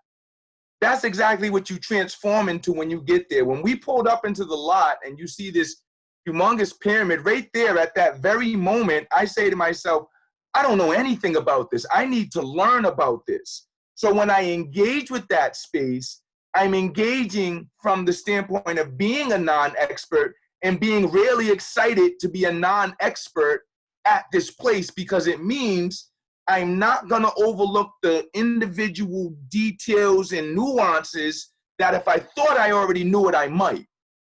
So that's ultimately what I think we're encouraging everyone to do. If you've ever done any sort of tourism like that, where you went to a place because it had that there, you can't go anywhere else in the world, you're not those people, but you're really interested in those people and how they do things, we're asking you to adopt and employ that same sort of mindset here in these lands, because that's what, in my opinion, our people should be. You wouldn't go to, I don't know, anywhere that you're not from, hopefully, and present yourself as if you're the expert there and how they do things and they should be doing things the way that you think it. You wouldn't do that. But when we live here in the US, amongst Nahaganset's, Pokanokets, Nipmucks, that's very much how the engagement is, as if in our own lands, other people are the experts and we should be fitting into that box. So I'm asking everyone, and this is why I encourage cultural tourism. That's why I'm promoting the cultural economy and all that, because we've all, or most of us, I would imagine, have at some point done that, been excited to be the non-expert so that you make sure not to miss the nuances and details and to get the full story and to fill in the areas that you don't understand. Employ that here in Rhode Island, and I promise you, if you do that, you will be blown away by the treasure trove of historical experiences and narratives that, like I said earlier, influence and inform, or have influenced and have informed the world right here in this little state called Rhode Island. And I'm excited around this cultural stuff because if I could be supremely bold, as Brian said, really thinking big, I think right now with everything that's going on with COVID, with how all of this, everything's in flux right now, we could be on, you know, the brink of doing it again through a cultural revolution. By going back and sharing the history here and showing the world how you embrace, honor, respect, promote, acknowledge, all of those elements, cultural narratives in a way that can help lead to the future. I think a lot of times in the past, it's been commodified, it's been economized, but not to the benefit or in the interest of the people that are being economized and commodified. I think we've got a real chance here to proactively and intentionally figure this thing out in a manner that checks off all of the boxes that we want and encourages, I love what Brian said, being the non-expert. If we all go into this being proud to be the non-experts, you're going to have a fantastic experience and really learn some excellent things that'll really, I think, change your life and your perspective on things. So, my rambling, I'm sorry, I do that. No, thank you, Ray. I want to, oh, sorry, Charlotte. Add that even people who, you know, have studied New England for most of their adult lives have so much to learn and relearn. And I consider one of myself that person too. So it's just not just non-subject specialist. I think even historians who've studied New England for so long really need to kind of be quiet and listen to these new perspectives. So I just wanted to add that. I can see that there's a question in the chat that I presume you're going to address, Ryan. Yeah, so I want to toss this to Ray. And I said in the chat, I sort of have my opinion on this, but it goes back to a method of teaching that I think, you know, a lot of folks have found really valuable at Roger, and it's that that idea of sort of historical enactment, right, where you ask students to take on the sort of character of a particular historical figure in a particular moment, right? Learn what it would be like to perform that person's role in that particular important historical scene, right? And I think one of the challenges that folks have been thinking about lately is, you know, can you ask a student to who is not an Indigenous person, right, to play the role? Can a white student pretend they're King Philip, right, in an historical reenactment? And I'd be interested to know what you think about that, Ray. And maybe maybe Sagamore, if you would like to maybe comment after that, I'd be interested to hear what you have to say. Yeah, so I'll answer first, then I'll turn over to Sagamore. I'm going to say a very certain no, and you shouldn't do that. What's wonderful about here in Rhode Island, right, is that the gentleman you just spoke to descends from King Philip. So there's no need to go and play him. You can reach out to that community and ask that community themselves what they think.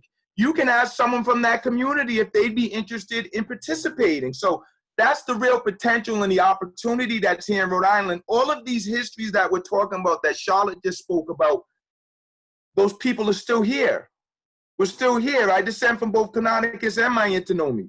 So if you're talking about what was going on in that time, we're still here. Lorén, you know, these people are still here. You don't have to pretend. You don't have to do that. You have tremendous resources that you can tap into. So no, don't reenact and pretend you are. What's the saying? The path to hell is paved with the best of intentions. Yeah, don't do that. You'll probably make a local Indian really upset. It might be embarrassing. It's not the energy that you want. But on the flip side, you have these communities right here that you can engage with. Yes, you do. And, you know, one of the important things to remember about history is that's his story. They lied about the history, all right? To be a member of the Pokanoket tribe, which was the headship tribe of the nation, you have to be from one of the lines.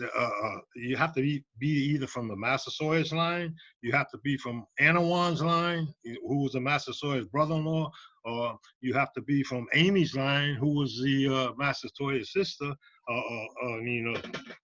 King Philip's sister. You have to come, or Quanah, who was, so in other words, you have to come from one of those lines in order to be from that Pokanoket tribe. See, so basically, being the headship of that tribe and of this area here, why would you have to go to someone else to ask about our history? They don't engage us in our history. Don't forget, there were other tribes in our nation, but they were of the Pokanoket Nation. They were not of the Pokanoket tribe. The Pokanoket tribe was the headship of that whole nation. So the Pokasets, the Namasket, the Assamswat, all of these, the Asanic, all of those were tribes in our nation. But the Pokanoket tribe was dwelled in Psalms, and that tribe was all of the Massasoit's direct relatives. All right. So in other words, you had to be from that line in order to be Pokanoket tribe. Yeah. Thank you, Sagamore. I mean, I think one of the important things I'm drawing from listening to others is that these lineages of communicating sort of the knowledge, right, that's associated with identity and culture, right, is such a vital and an important part of what I've learned from getting able to interact with the Sagamore, interact with Ray. That like I feel like creating these kinds of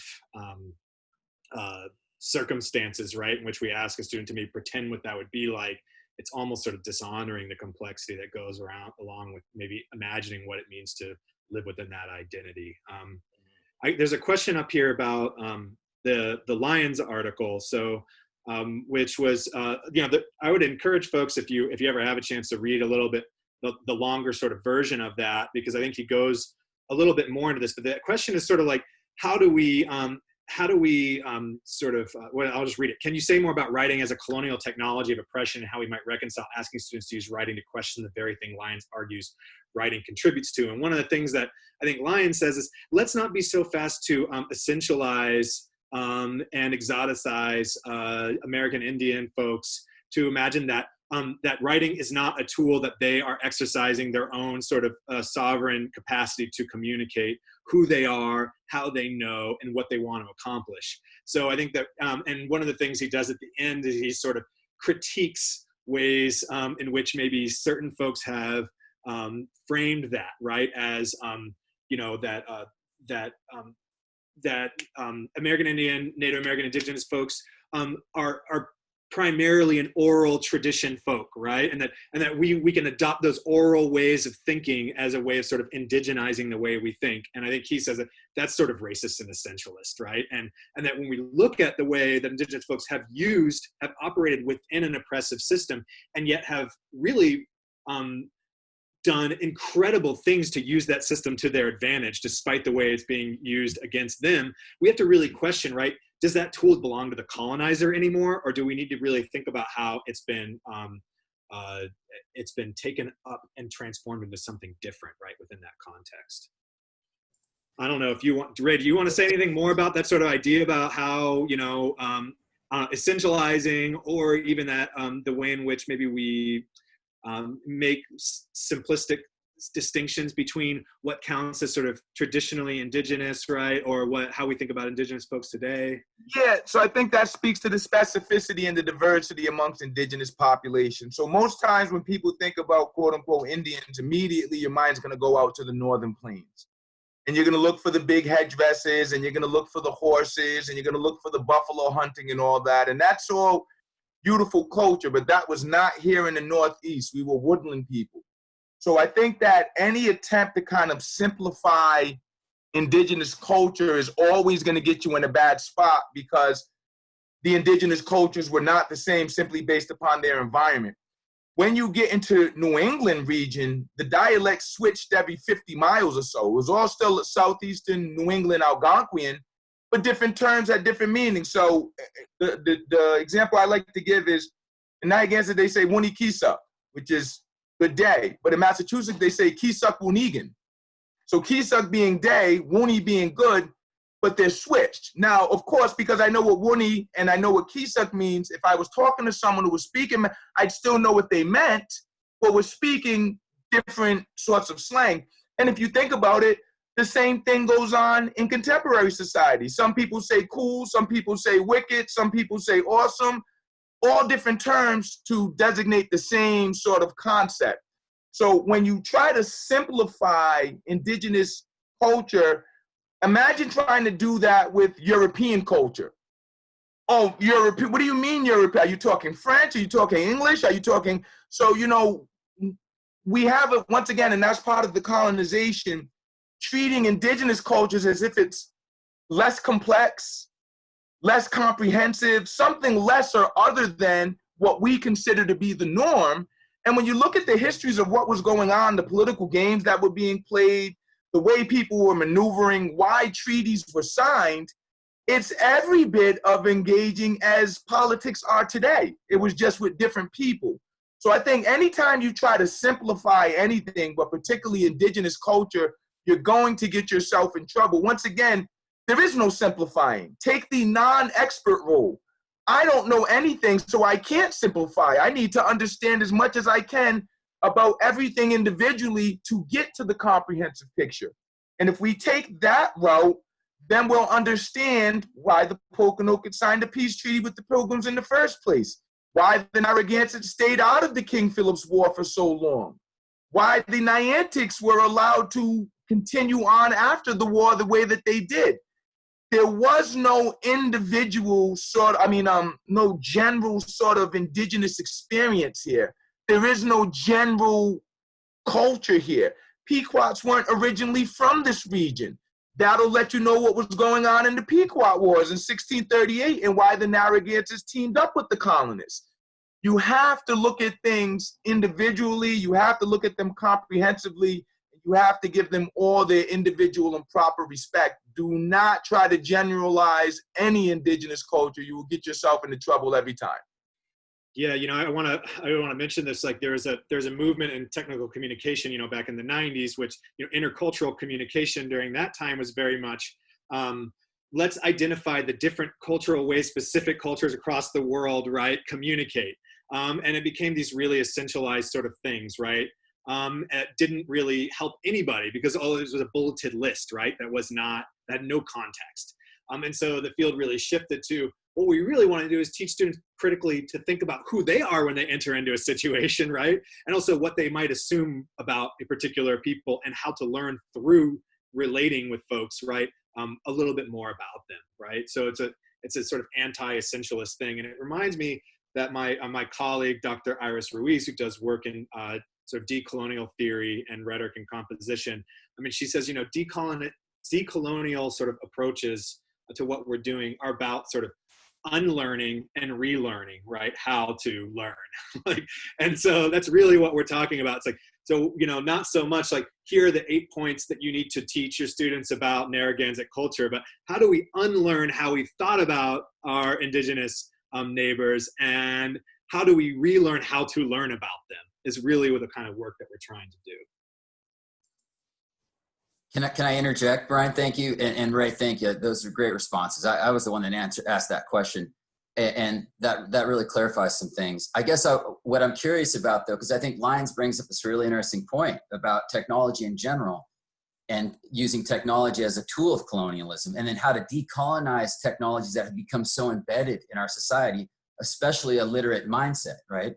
So certainly there's no inherently better it's not inherently better to be literate over oral, right? That's not, I'm just wondering, how do we, especially when the university depends so much on a tool like writing, how do we start to unpack that a little bit so we do make more space for oral ways of knowing, etc.?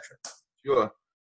So I think one fantastic way, and I think it's take my hat off to the great work that Jeremy did with the Pokanoket family, is taking those oral experiences and traditions as far as that community or that culture is willing to share, and working with them to narrate it or write it down, but in the manner that they think is appropriate. To the Sagamore's point, when they wrote about us in the past, they wrote about us from their perspective. So we were savages that were extincted, and that was their perspective, and everything flowed from how they initially wrote about us as savages. But then you have to ask yourself, well, if they were savages, then why were you signing treaties with them? You don't sign treaties with savages. So if you had been telling it from the indigenous standpoint, that narrative is very, very different. And if it's told from the indigenous standpoint, and if the narrative is different from the beginning, then hundreds of years later, the perspective on those people is different. But they say that the conqueror always gets to tell the story. Right. So let's rethink that story that the conqueror told, and let's work with whatever is there, be it oral, be it through crafts, whatever it is, And let's look at narrating and writing those experiences and those histories from that perspective. Once again, the non-expert. So I don't know what happened. I heard about what happened, but I don't know. Let me ask these people, and then let me take these people at their word that this is what took place. So when the Pokanoket say there was a Pokanoket Nation, they were trying to rally people together, King Philip was, and that's where Wampanoag came from, and that's why you have Wampanoag today. Let's not argue from a colonial perspective, well, that's not what I heard, or that. But let's say, okay, that's what happened. Let's tell the story that way. And then what you'll find is, and I'll turn over to the Sagamore after this, there's gonna be other historians out there who are gonna tell it the way that the Sagamore did, because not every historian back then was in the business of trying to co-opt the story and trying to tell it in a way that was beneficial to Euro colonization. A lot of them were like, hey, wait a minute, that's not what happened. This is what happened. You shouldn't be writing like that. And a lot of them lost their careers behind that, or had their works shoved off in the National Library and hid way in the back of the, so it's out there when we decide to give the other perspective a fair shot and the benefit of the doubt. Sagamore. Yeah, so, and I can say, oration was the only tool that we had to prove who we were. And so as far as the United States government was concerned, that is just as credible as your written history. When we went to, we were applying for federal recognition, this was back in the 1890s, before we realized that wasn't the way to go. We had a docent who worked for the Heifer Museum, and her name was Susan Eason. She was doing a thesis on her doctorate, and we told her how my mother's people were taken from Mount Hope to the Chautauqua Reservation.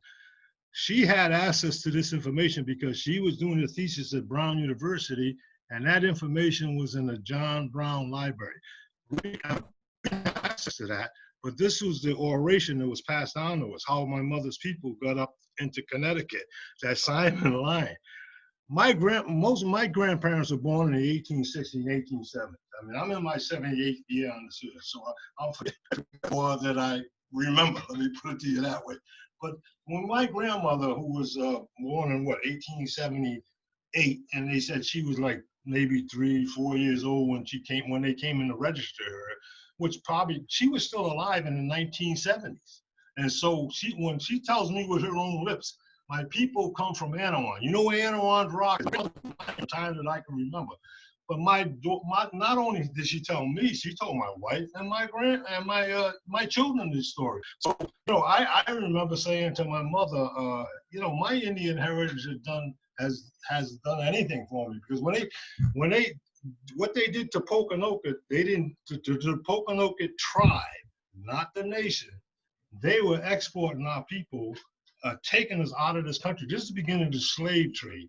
They was taking us out of here in the 1600s to do Pokanoket, and if you couldn't, like I said, at that time they kill you. And then they was taking us to the Caribbean, as far away as the Azores or Madeira Islands. And I'll tell you a little story about the name Philip and Wamsutter's Alexander. When you're talking about religion, the English was heathen. They thought of the Greek as heathen. So that's why when they petitioned for names, the English courts for names, they gave the name Philip for Philip of Alexander, and they gave Wamsutter the name Alexander for Alexander the Great, because the English thought the Greeks were heathen also. So that's how, this is the stories that were passed down to us in our family. My grandmother, my father's mother, come from the Elderkin line. That's that Seekonk tribe today that they had to recognize as the Seekonk Indians, because they couldn't, even in the year 2000, that it was still on the books, you couldn't say you were Pokanoket. So in my time coming up, it just wasn't fashionable, but my family was known as the real Indians. That princess that you see on that mural downtown Providence, that's my mother's first cousin, Princess Redwing. That's that mural that's like 3 stories high on the building downtown. That was our last chief. She was recognized as the chief by the Council of Chiefs on the East Coast here. chief of Pokanoket. So I mean, these are stories that were passed down to us. But I remember Susan Easton, she went back, she was a docent at the Heiferef Museum, and she told those people, these people have information that no one knows about. And she found it in the John Brown Library. She said, if I didn't have access to that, then I could. But that's how we did our petition for federal recognition from oration. And everything that our parents and the grandparents told us was true. So that's, that's all I can tell you about oration. That's all we had. We didn't have a written language. I might jump in too now and just say that when in my class, the Decolonizing the Land class, which was an anthropology and honors co-listed course in the spring, COVID threw us for a loop, but we very intentionally, as Ray saying and as Brian saying and Sagamore saying, wanted to unlearn, right, the settler colonial. So we had to do a lot of that early on, right, and center unlearning the colonial scripts, and then leaning into this sort of interested amateur position, right? And that's hard for me to do as an anthropologist, right? Who knows, how to take histories and think about ethnography and all the rest of it, and then emerge as the expert, right? So this journey that the students and I went on, talking with the Sagamore, talking with the Sachem, and as he's alluding to here, right? The oral history needs to be valorized as evidence, right? And Jen had made an aside in the chat about kind of how in the West we grade evidence, right? Materiality and after the Newtonian Revolution, materiality and objectivity and these kinds of ways of thinking, and whether or not it gets into an archive, right, is another kind of level, right?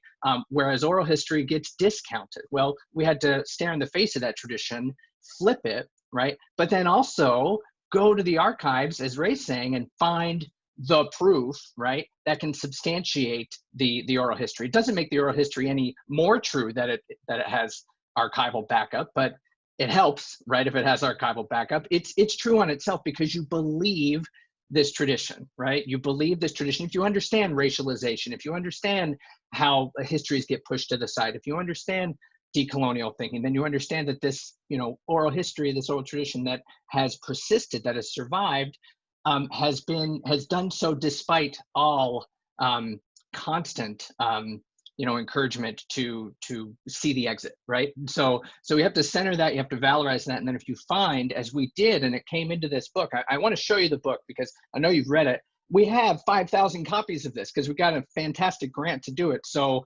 you guys are going to all receive this. I hope you use it in your classes. I hope you give it to your students because this is part of getting that story out there. And it's an unlearning at the same time that it's a learning. It's an iterative, recursive process, and it needs to be guided with humility and ethics, right? Which is all, I think, what we're all saying in the piece. So I'm going to shut up again. And with that, I know we're over time, right? So I don't know if folks, how we want to wrap things up here. Jeremy, do you have any thoughts on that? Not a one. I'm just overjoyed that you all stuck it out this long, that there was such interest. Some people came and went, but I think we had 32, 33 participants. There were an additional 15 who couldn't make it, right? So that's a quarter of the faculty, right? Something like that, right?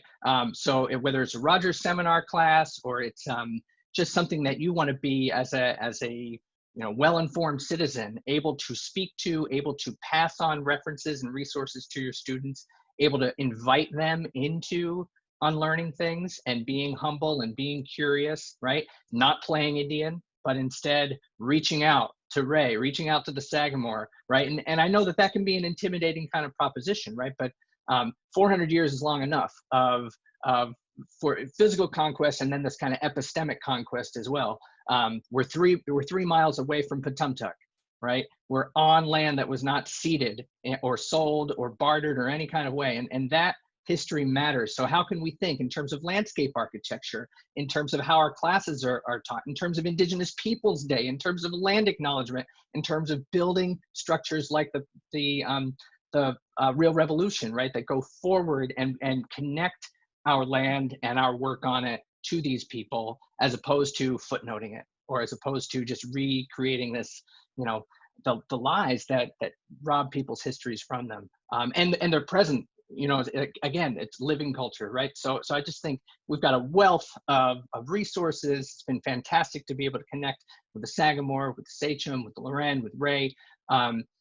We have a lot of work to do too. So I think we just have to be grateful for this space to work together. Charlotte, do you have any final thoughts? Well, my British timekeeping means that we really need to wrap up. It's 9 minutes past. So I just want to reiterate what you said, both Jeremy and Brian, and say that it's been a real privilege to sit here and learn from everybody this morning. And I look forward to continuing that learning. So thank you. Yes, thanks all for coming, and especially thank you to our honored guests who led all of our 3 sessions. Thank you. Could I just jump in quickly to thank everybody for participating, and to thank so much to our organizers and our guests. This was really, really a great way to transition from summer thinking to you know, sharing this endeavor of looking forward to a new academic year. I did want to advertise that we are, you know, we're going to be really serious about this kind of learning this year, and so I'm glad to announce that you'll be hearing soon about a new series that we're launching that's going to be sponsored by Academic Affairs, which we're calling Hidden Truths, Stories of Race and Place. This is going to be a series of virtual talks that Laura D'Amore is taking the lead in organizing, and so be on the lookout for notices about that. These are going to be recorded virtual interventions that we're going to invite different stakeholders and community members to deliver. We're looking forward to this as something that you can be including in your classes as part of your content, that you can be working on, you know, for our own community building and faculty development. And so you'll be hearing more about the specifics of that soon. We're going to go heavy in the fall, and then additionally have some more moments in the spring. And so just one more chance to say thank you to everybody. And I'm really glad to have this initial strong and really powerful move in this work that we're going to do together to be a university that's doing the work that needs to be done. Thanks so much. Thank you, Jason. Thank you, Jason, for your support, the support of your office. Thank you, Alan Hance, the Associate Provost for Community Engagement, for the support of your office. We'll definitely be looking for more information about that Hidden Stories series. If anyone's interested in Wichiwami, the Living Culture Collaborative, you can get in touch with any of the organizers. You can get in touch with Brett. You can get in touch with Sue Bosco from the Provost's office, Ray, you know, anyone really. If you have any questions at all, we're gonna share out the chat. I'm gonna save the chat. We have been recording, so with the permission of our honored guests, we will make that available somehow, probably internally, maybe via YouTube.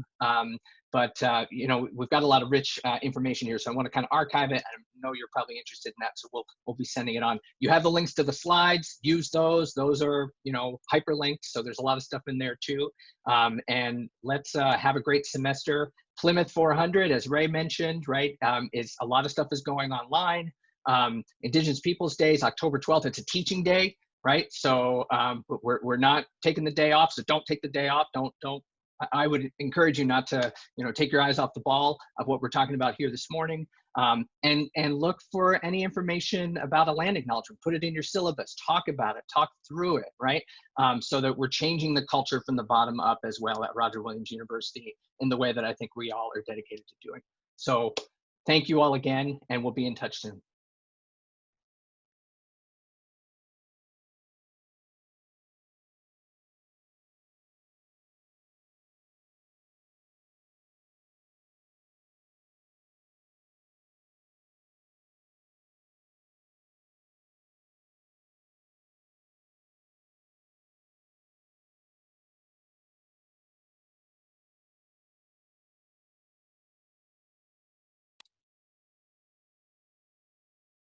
Hit that stop record, Jeremy.